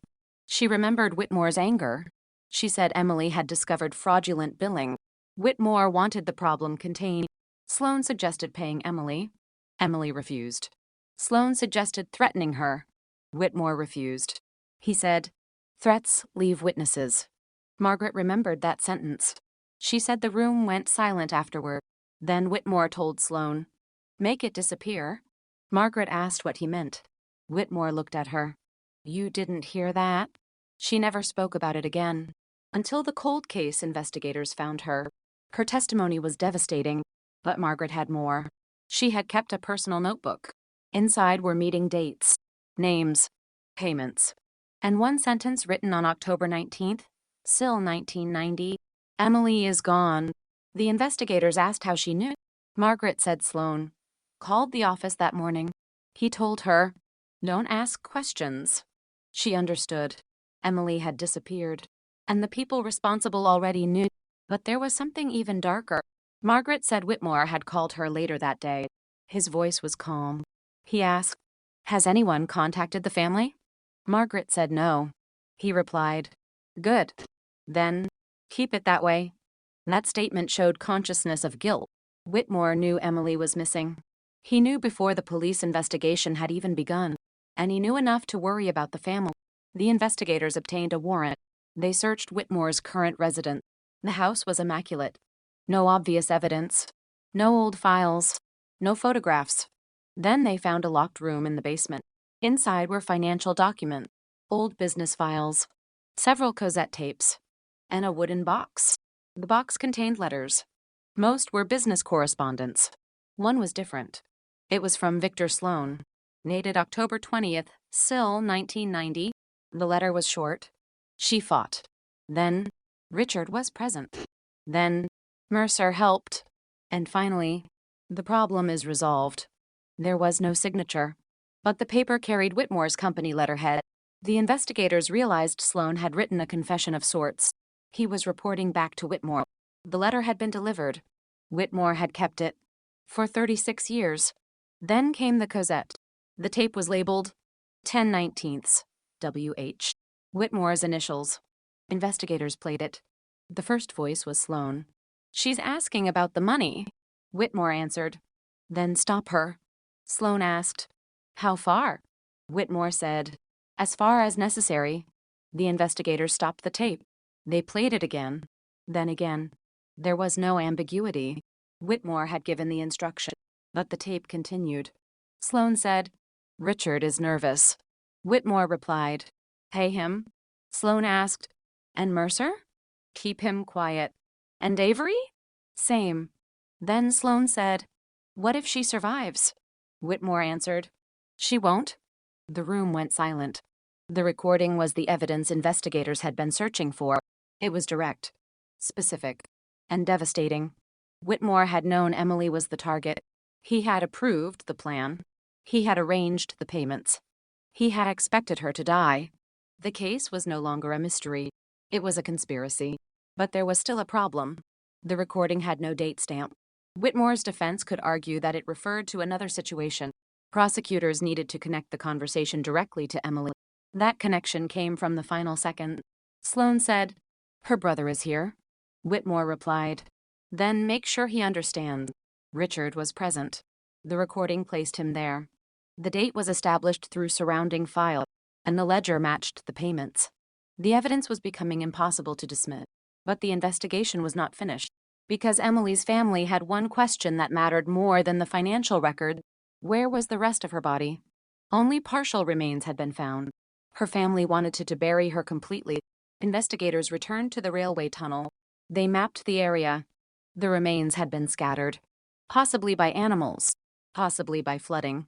But the forensic team identified another disturbed area, approximately 20 feet from the original recovery site. They excavated. Nothing. Then they moved toward the river. A search dog alerted near a collapsed drainage culvert.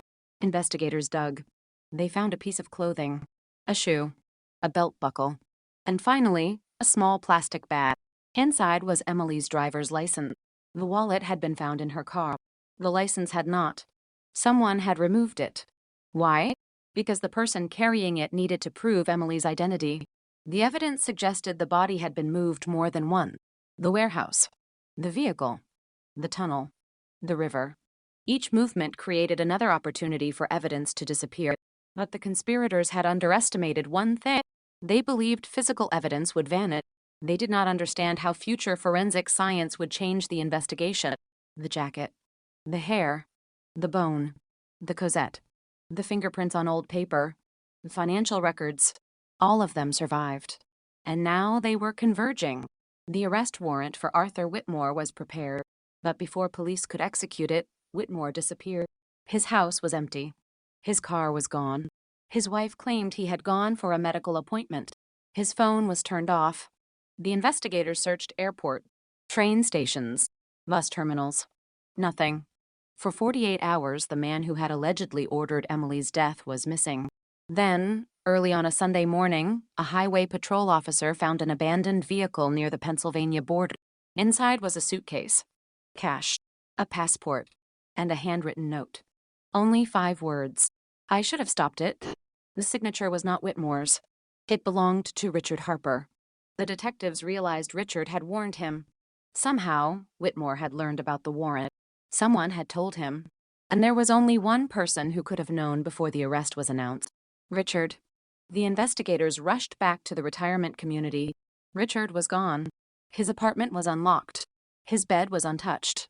On the kitchen table was a photograph of Emily. Beside it was another piece of paper. A handwritten message. She deserved better. The man who had spent 36 years pretending to search for his sister had disappeared hours before the final arrest. Now, police had 2 suspects on the run. An alleged mastermind, and the brother who had helped lure Emily into the trap. And somewhere between Maryland and Pennsylvania, one of them was carrying the final secret. Because Richard knew where Whitmore was going, and Whitmore knew where the missing evidence was. The evidence that could reveal exactly who struck Emily, who buried her, and who made the final decision that she would never come home. The search for Arthur Whitmore became a race against time.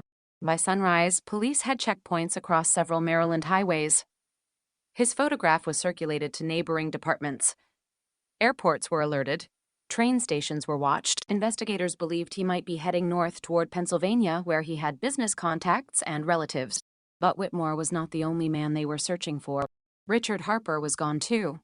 The brother who had spent 36 years appearing at memorials and speaking about justice had vanished from his apartment with almost nothing. No suitcase. No medication. No change of clothes. Only Emily's photograph and the handwritten note. She deserved better. Detective Laura Bennett read the sentence several times. It did not sound like a goodbye. It sounded like guilt. She ordered investigators to examine every phone call Richard had made during the previous 72 hours. One number appeared repeatedly. A prepaid phone. The number had been activated 2 weeks early. It had received calls from Richard, and one call had come from Whitmore. The duration was only 43 seconds. The location data placed the phone near an old highway rest area outside Frederick. Police surrounded the location. Nothing. The phone had been abandoned inside a trash container. But the search team found something else. A receipt. A gas station receipt. Purchased at 2:18 a.m. The customer had bought coffee, cigarettes, and a road map. The destination circled in red ink was a small Maryland town near the Chesapeake Bay. Bennett recognized the name immediately. It was where Thomas Avery had once owned a property. Avery. The dead accomplice. The man who had disappeared from Maryland after Emily's death. If Richard and Whitmore were heading there, they might be looking for something Avery had left behind. Police reached the property before dawn. The house had been empty for years. The windows were boarded.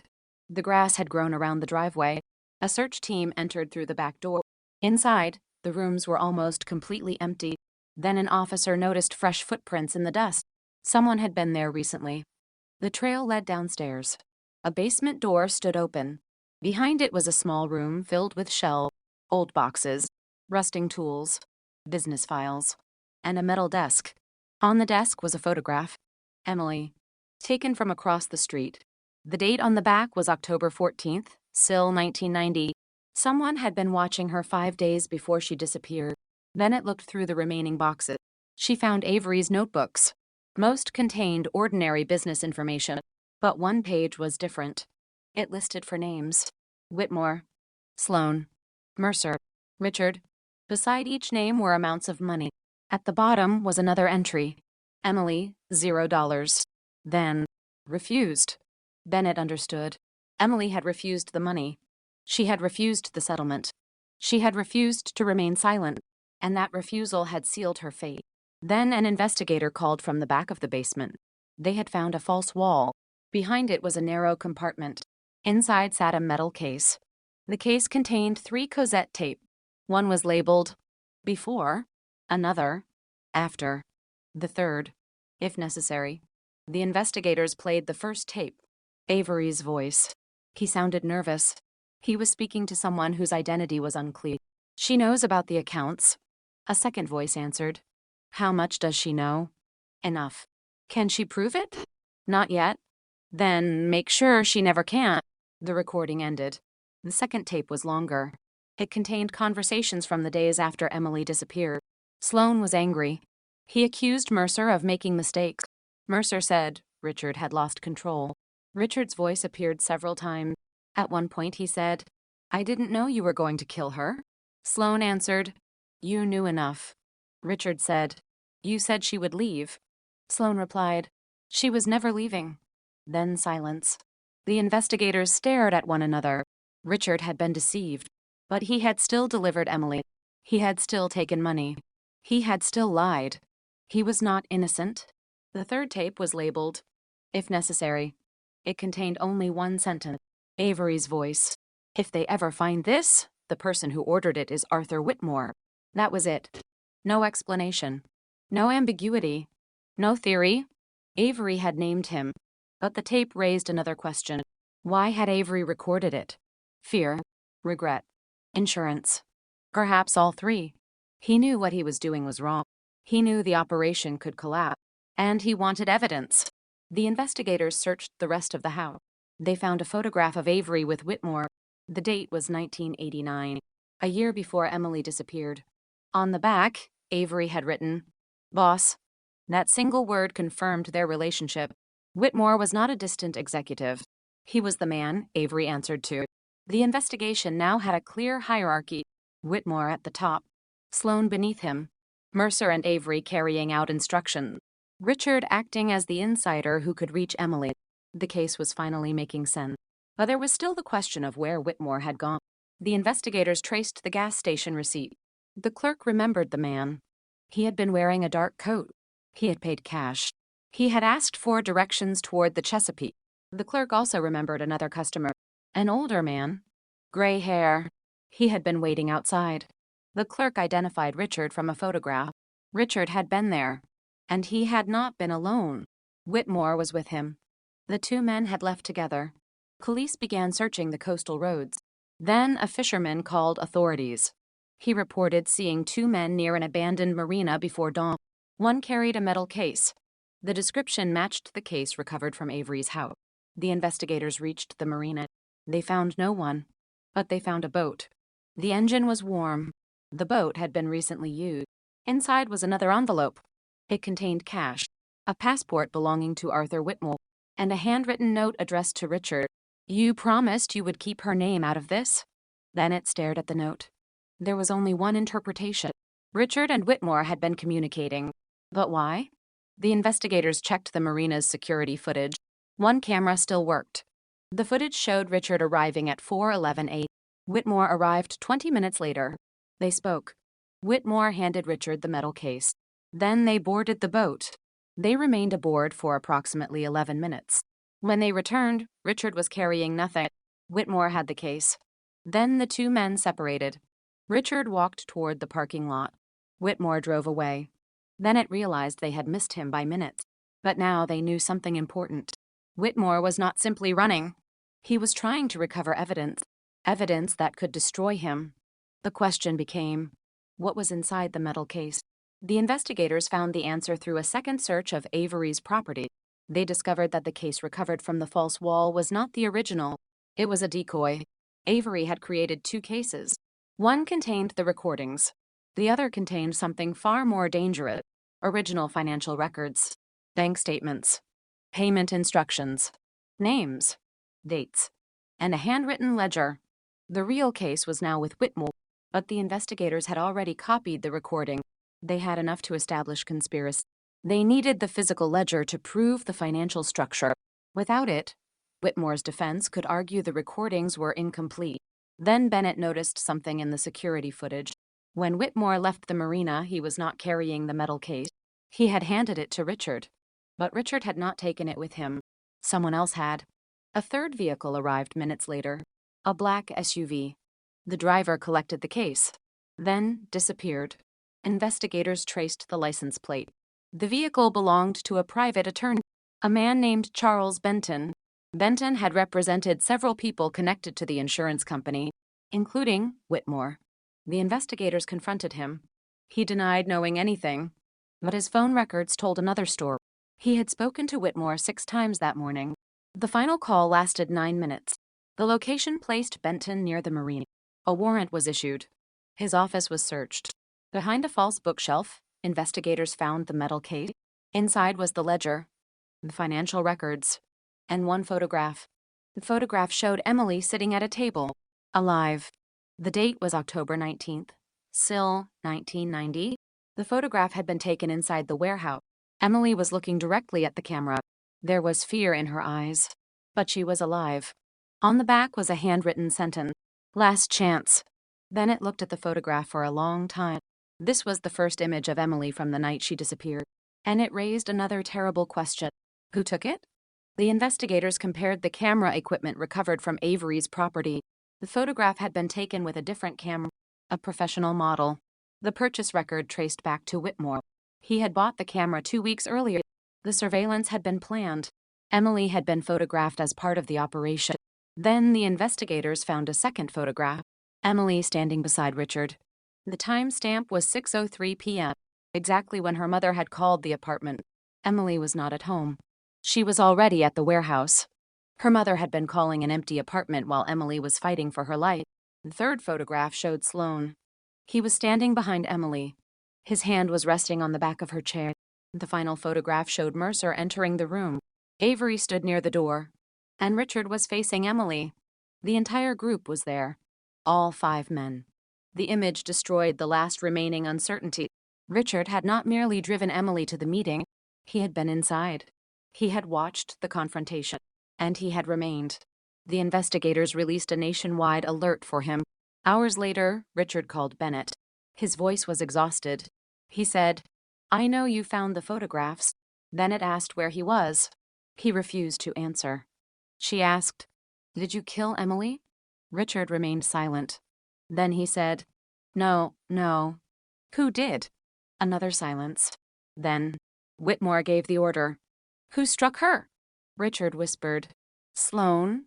"Who moved her?" "Mercer and Avery." "And you?" "I brought her there." "Why?" Richard began crying. "Because I thought they would let her go." Then it asked, "Where is Whitmore?" Richard said, "He's going to the place where it started." "What place?" But the call ended. Investigators traced the signal. It came from an abandoned church outside Baltimore. Police arrived within minutes. Richard was sitting alone inside. He surrendered without resistance. But Whitmore was gone. On the church floor was another photograph, Emily's photograph. And beside it, a handwritten note. "He knows where the final evidence is." Richard was taken into custody. Whitmore remained missing. Then Bennett understood the phrase, the place where it started. Emily's first discovery had been made inside the headquarters of the insurance company. That building had been demolished. But the company's original records were stored elsewhere, a basement archive, a place Whitmore had controlled. If he was going there, he was not running anymore. He was going back for something. Something so dangerous that he was willing to risk arrest to retrieve it. Police surrounded the old archive before dawn. The building was empty, but one light was on. Investigators entered. A basement door stood open. Inside, they found Whitmore. He was sitting beside a metal cabinet. His hands were covered in dust. He looked up when Bennett entered. For several seconds, he said nothing. Then he looked at the photograph of Emily in Bennett's hand and finally said, "She should have taken the money." Bennett stepped forward. "Why did you kill her?" Whitmore's expression remained cold. "I didn't." "You ordered it." "I ordered a problem solved." "You knew she would die." Whitmore looked away. Then he said, "Some problems don't leave you a choice." The investigators arrested him. But before they removed him, Bennett noticed something inside the cabinet. A folder. A single folder.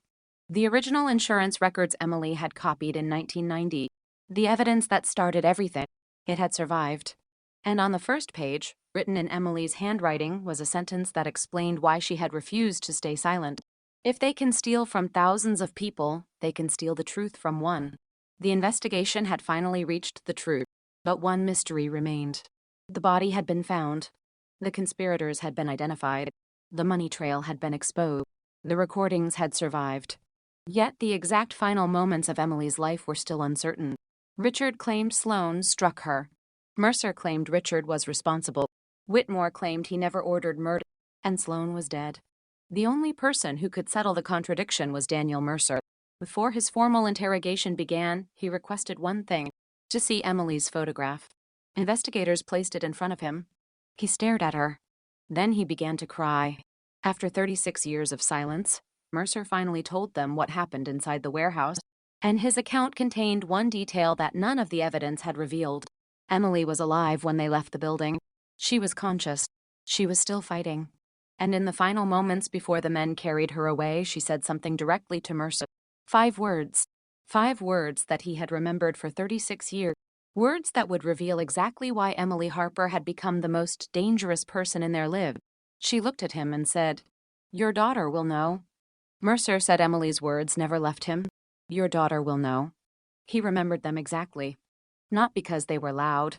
Not because they were threatening. Because Emily had said them calmly. She knew something. She knew Mercer had a daughter. She knew where the girl lived. And she knew Mercer was afraid of what would happen if the truth ever reached her. Mercer sat inside the interrogation room with his hands trembling. The photograph of Emily remained on the table. Bennett did not touch it. She let the silence work. Finally, Mercer spoke. She knew about the records. Bennett asked, "What records?" "The original files. The payments. Everything." He swallowed. "She copied them before they knew she had them." "Where did she hide them?" "I don't know." "You just told us she had them." "I knew she had copies. I didn't know where." Mercer looked down. Then he described the warehouse, the room, the table, the fluorescent lights. Emily sitting across from Richard, Sloan standing behind her, Avery near the door. Whitmore had not been physically present, but his instructions had already reached them. Emily confronted Richard first. She wanted an explanation. She wanted to know why her brother had taken money from the insurance network. Richard tried to convince her that the money was harmless. He told her everyone did it. He said the company was too powerful to fight. Emily refused to listen. She placed a folder on the table. Then she said she had already sent copies of the evidence to someone outside the company. Mercer said that was the moment Sloan became frightened. If Emily had sent the records elsewhere, killing her would not erase the evidence. Sloan demanded to know where the copies were. Emily refused. He grabbed her. Richard tried to intervene. Sloan shoved him aside. Emily fought back. Mercer said she struck Sloan across the face. Then she ran toward the door. Avery blocked her. She screamed. Mercer said he froze. He remembered the sound of the door slamming. He remembered Richard shouting. He remembered Sloan saying, "Hold her." And then came the sentence Mercer could never forget. "Your daughter will know." Emily was talking to him. She knew he had a daughter. She knew the girl would grow up. She knew one day Mercer might have to look her in the eye. Mercer said that was when he realized he had crossed a line he could never uncross. But he still helped them. He held Emily's arms. Avery tied her wrists. Richard stood against the wall. Sloan searched the folder. It was empty. The real evidence was somewhere else. Sloan became furious. He demanded the location. Emily laughed. She told him they were already too late. Then she said something else. "She knows." Mercer asked who. Emily looked directly at him. "Your daughter." Mercer said Sloan struck Emily. The blow knocked her to the floor. She stopped moving. For several seconds, nobody spoke. Richard asked whether she was dead. Sloan checked her pulse. He said, "No." Emily was alive, barely conscious. Mercer said they should call an ambulance. Sloan refused. He reminded Mercer what would happen if police arrived. The insurance fraud would be exposed. The payments would be traced. Everyone would be arrested. Mercer said he wanted to leave. Sloan threatened him. Avery brought the car around. They wrapped Emily in a blanket. They carried her outside. Mercer said she was breathing. He remembered hearing her cough. He remembered her fingers moving. She was alive. That detail changed the case. For 36 years, investigators had believed Emily died inside the warehouse. She did not. She was transported alive, and someone had made the decision to finish what they had started. Mercer said he refused to go with them. Sloan ordered him into the car. Mercer refused again. Sloan told him, "You're already part of it." That sentence broke him. He got into the vehicle. The car drove toward the railway tunnel. Richard followed in another vehicle. Avery drove. Sloan sat beside Emily. Mercer sat in the back. Nobody spoke, except Emily. She whispered. Mercer said he could barely hear her. She asked him why. Why would he do this? Why would he risk everything for money? Mercer had no answer. Then Emily said, "She'll hate you." Mercer knew who she meant. His daughter. He began crying. Bennett asked what happened at the tunnel. Mercer looked toward the floor. Sloan took her out. Was she alive? Yes. Are you certain? Yes. What happened next? Mercer closed his eyes. She tried to run. Bennett waited. She got maybe 10 feet. Then Sloan caught her. Emily screamed. Mercer said Richard was standing near the vehicle. Avery had a shovel. The tunnel was dark. The railway line above them shook whenever a train passed. Sloan dragged Emily back. She fought. She kicked. She scratched his face. Then she fell. Mercer said Sloan struck her again, this time with a metal tool. Emily stopped moving. Mercer said he heard Avery whisper, "She has gone." Sloan checked, then nodded. The investigators had finally heard the missing piece. The fatal injury had occurred near the tunnel. The forensic evidence supported it. The fracture pattern was consistent with the object investigators later found near the burial site, a heavy metal maintenance tool, rust-covered, but still bearing microscopic biological material. Emily's DNA. Sloan had killed her. Mercer had witnessed it. Richard had witnessed it. Avery had participated in the disposal, and Whitmore had ordered the operation. The hierarchy was finally complete. But Mercer had one more confession. He said Richard did not leave immediately. Instead, Richard walked toward Emily. He knelt beside her. He touched her face, and he said, "I am sorry." Then he stood. Mercer said Richard was crying. For the first time, he looked like Emily's brother.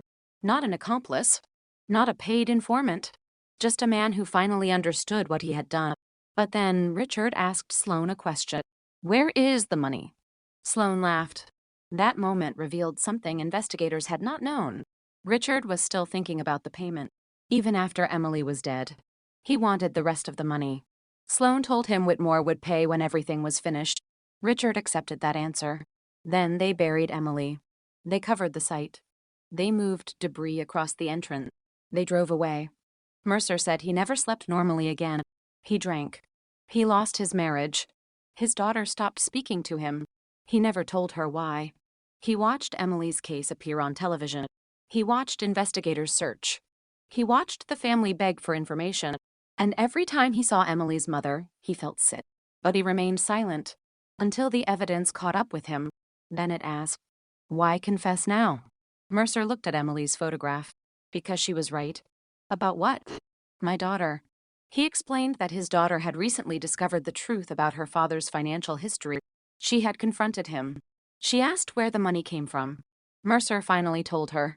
He said she looked at him exactly the way Emily had looked at him.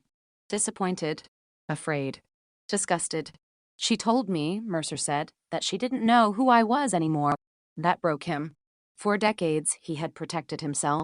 Now he understood that silence had protected nobody. Not Emily, not his daughter, not himself. The investigators now had a confession, but prosecutors still needed to establish Whitmore's role. They played the recovered recording for Mercer. He listened. Whitmore's voice filled the room. As far as necessary. Then, "She won't?" Mercer lowered his head. That was him. Arthur Whitmore? Yes. You heard him give the order? Yes. Did you understand what he meant? Mercer nodded. We all did. That statement was crucial. Whitmore had not merely known. He had instructed them. The case was now strong enough for prosecution. But there was another problem. Richard Harper had not yet confessed to the full extent of his involvement. He admitted bringing Emily to the warehouse. He admitted taking money. He admitted knowing about the insurance fraud. But he denied knowing she would be killed. The prosecution offered him a deal. Tell the truth. All of it. Or face the maximum possible charges. Richard asked to see Emily's mother. The request created a painful dilemma. She was elderly. Her health was fragile. She had spent decades believing Richard had been one of the few people who never stopped searching. Now investigators knew that belief was false. The family agreed. The meeting took place in a private room. Richard entered first. Emily's mother was already there. She looked at him. He could not meet her eyes. For nearly a minute, neither spoke. Then she asked one question. Did you know? Richard nodded. She closed her eyes. Did you know she was alive? Another nod. And you left her? Richard began crying. I was afraid. Her voice remained calm. She was your sister. I know. You let them take her. I know. You let me spend 36 years looking for her. Richard could not answer. Then she said, I would have forgiven you if you had told the truth. Richard looked up. She continued, but you made me grieve a daughter who was already dead while you stood beside me and pretended to grieve too. Richard broke down. The meeting lasted 19 minutes. When it ended, Emily's mother refused to speak to him again. Richard later signed a formal confession. He admitted receiving the money. He admitted arranging the meeting. He admitted lying to police. He admitted helping transport Emily. He admitted watching her burial. But he maintained that Sloane delivered the fatal blow. The evidence supported him. Forensic testing showed Sloane's DNA on the recovered tool. The unknown DNA from the jacket matched Sloane's family line, and the recording placed Sloane at the center of the operation. The man who had been dead for decades could no longer be prosecuted, but his role was finally exposed. The investigation turned back to Whitmore. He had been arrested inside the old archive. He remained silent for days. Then his attorney requested a private meeting with prosecutors. Whitmore was willing to talk, but he wanted immunity for his wife. The prosecutors refused. Whitmore finally spoke. He admitted knowing Emily had discovered the fraud. He admitted authorizing payments. He admitted meeting Sloane before the disappearance, but he denied ordering murder. He said the phrase, solve the problem, was corporate language. He claimed he meant to frighten Emily into silence. Then Bennett placed the photograph of Emily on the table, the photograph from the warehouse, the one showing her tied to the chair. Whitmore stared at it. You knew what they were going to do. He said nothing. Bennett placed the audio transcript beside it. You knew she was alive. Silence. Then the financial ledger. You paid them after she disappeared. Still silence. Finally, Bennett placed Emily's letter on the table. The letter naming him. Whitmore's face changed. For the first time, the powerful executive looked old. He looked exhausted. He whispered, She shouldn't have found it. Bennett asked, What? The account. What account? Whitmore looked toward the door. The one that proved everything. He explained that Emily had found a hidden account containing the final records of the fraud. The account was not controlled by Sloan. It was controlled directly by Whitmore. Millions of dollars. Payments to executives, politicians, consultants, doctors, lawyers, people who had never been investigated. Emily had discovered the account by accident, and she had copied the records. That was why she had become dangerous. Not because she knew about fraud, because she knew who benefited from it. Whitmore finally admitted the most important fact. Emily had been right. The money did not end with him. There were others. People still alive. People who had built careers after the scandal disappeared. People who had watched Emily's family suffer. And one of those people had never been questioned. A name appeared in the account. A name Bennett recognized immediately. A former state official. A man who had been involved in the original investigation. A man who had signed the first report describing Emily's disappearance as potentially voluntary. The same report that delayed the homicide investigation. The same report that sent detectives looking in the wrong direction. And now investigators understood why. Someone inside the system had helped bury the truth. For 36 years, the cold case had not simply been unsolved. It had been protected. And the person who protected it had been standing on the other side of the investigation from the beginning. The former state official was named James Holloway. In 1990, Holloway had been one of the senior investigators overseeing the regional task force assigned to Emily Harper's disappearance. He had signed the report. He had approved the search strategy. He had reviewed the witness statements. And he had repeatedly told the press there was no evidence Emily had been harmed. For 36 years, that statement had been accepted as fact. Now, investigators were asking a different question. What if Holloway had known she was dead? What if the first investigation had not failed by accident? What if it had been deliberately redirected? Bennett pulled the original case file. There it was. Holloway's signature. Below it, a sentence. No indication of foul play at this time. The date was October 21st. Still 1990. Emily had already been buried. Holloway had signed the statement less than 48 hours after her disappearance. How could he have known there was no evidence of foul play? At that moment, investigators had not found her car. They had not found her clothing. They had not found her body. They barely knew where she had gone. Yet Holloway had been confident. Too confident. Bennett ordered a complete audit of every decision Holloway had made during the first 72 hours. The results were disturbing. A witness had reported seeing Emily arguing with a man near the warehouse. Holloway never interviewed the witness. A patrol officer had reported tire tracks near the railway tunnel. Holloway dismissed them as unrelated. A neighbor had reported hearing a woman screaming. The statement was never entered into the primary file. And Emily's apartment had been searched only once. The search lasted 11 minutes. 11 minutes. For a missing woman whose brother had already suggested she might have left voluntarily, it was not enough. But there was more. A detective had requested a warrant for the warehouse. Holloway denied it.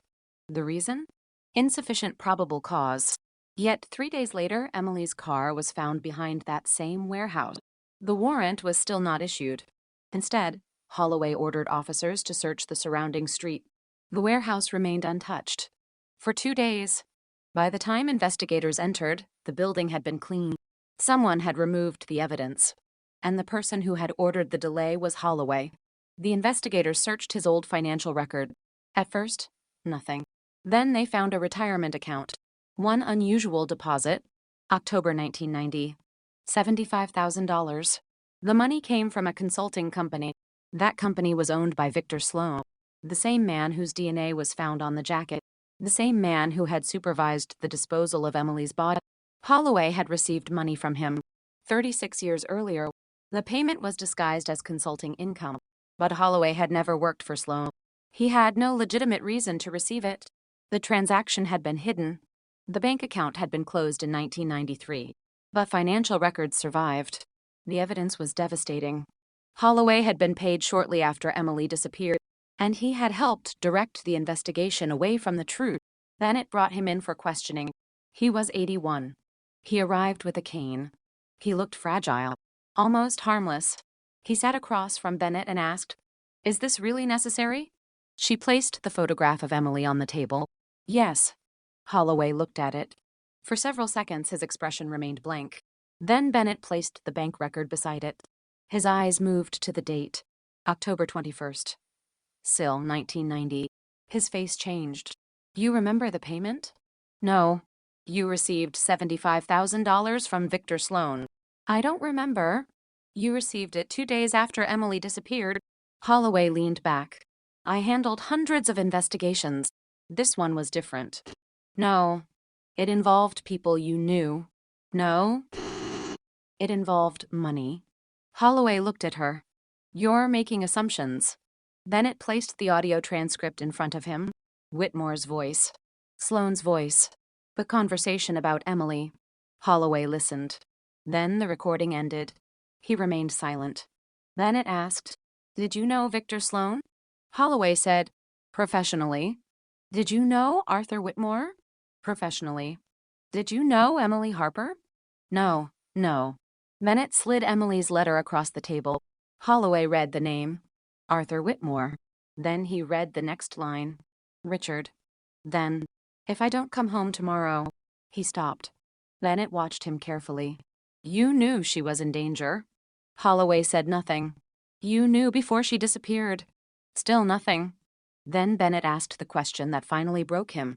"Who told you?" Holloway looked up. "Victor." "What did he tell you?" "That she had become a problem." "And what did you do?" Holloway's voice became almost inaudible. "I made sure the case went nowhere." There it was. The sentence investigators had been waiting for. Not an accident. Not incompetence. A deliberate obstruction. Holloway admitted he had received money. He admitted he had been contacted before the disappearance. He admitted Sloan had told him Emily would be handled. But he claimed he did not know she would be killed. Bennett asked, "Why did you sign the report saying there was no evidence of foul play?" Holloway answered, "Because that was the story they wanted." "Who?" Holloway closed his eyes. "Whitmore." The name had returned again. Whitmore had not only controlled the insurance network, he had influenced the investigation. He had money, connections, people willing to protect him. And now investigators believed he had someone inside law enforcement. But Holloway was not finished. He admitted something even more disturbing. The original police file was incomplete. Pages had been removed. Evidence logs had been altered. Several witness statements disappeared. The original photographs from the warehouse were missing.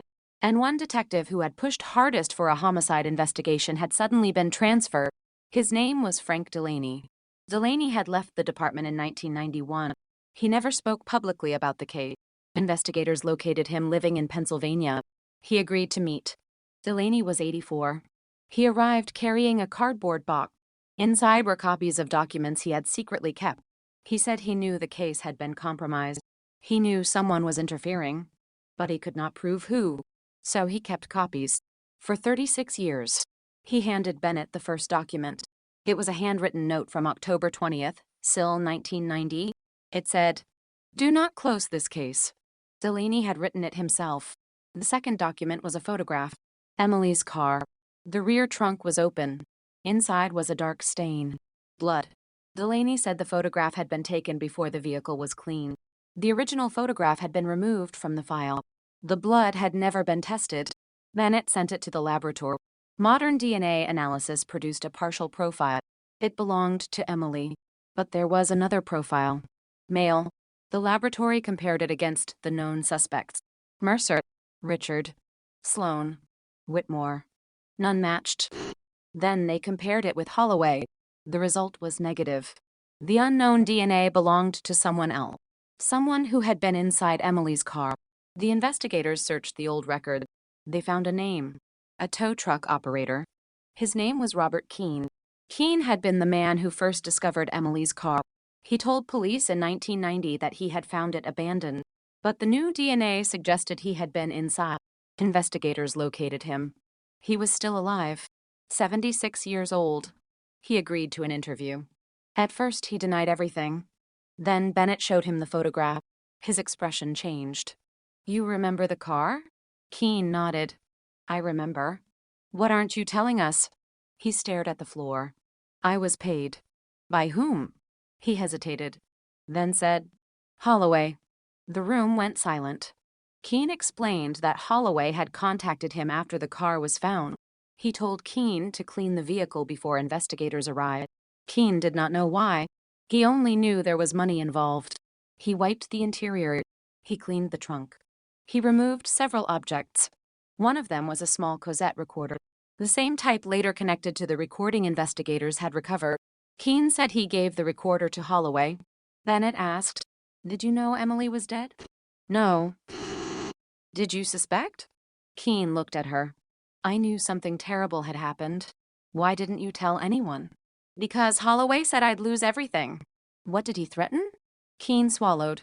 "He said he knew where my children went to school." That threat had worked. For 36 years, Keene stayed silent. But now the case had another layer. The evidence had been deliberately removed. The car had been cleaned. The recording had been taken. The original photographs had disappeared. Witness statements had vanished. The investigation had been redirected. Emily had not simply been murdered. Her disappearance had been engineered to look like a voluntary escape, and someone inside the justice system had helped make it believable. Then it returned to the original case file. She noticed something she had never noticed before. A page number was missing. Page 47. There was no reference to it, but Delaney's copies contained the missing page. It was an interview with a woman who had seen Emily the night she disappeared. The woman, said Emily, was arguing with her brother, Richard. But she also said another man was nearby. A tall man. Gray hair. Dark coat. She identified him. Arthur Whitmore. The statement had been taken on October 20th, before Whitmore's name ever appeared in the investigation. The witness had named him. And yet, the statement vanished. Bennett realized what that meant. The police had known about Whitmore from the beginning. Someone had removed the evidence. The case had not been cold because investigators had no clue. It had been cold because the clues were buried. The witness was still alive. She was 92. When Bennett showed her the old photograph of Whitmore, she immediately recognized him. "That's him." "You're sure?" "I've never forgotten his face." She remembered the night. She remembered Emily. She remembered Richard. And she remembered Whitmore standing beside a dark sedan. But she remembered one more thing. Emily had looked directly at her. She had mouthed something through the window. The witness had never understood it. Now, after hearing the recovered recording, she believed she knew.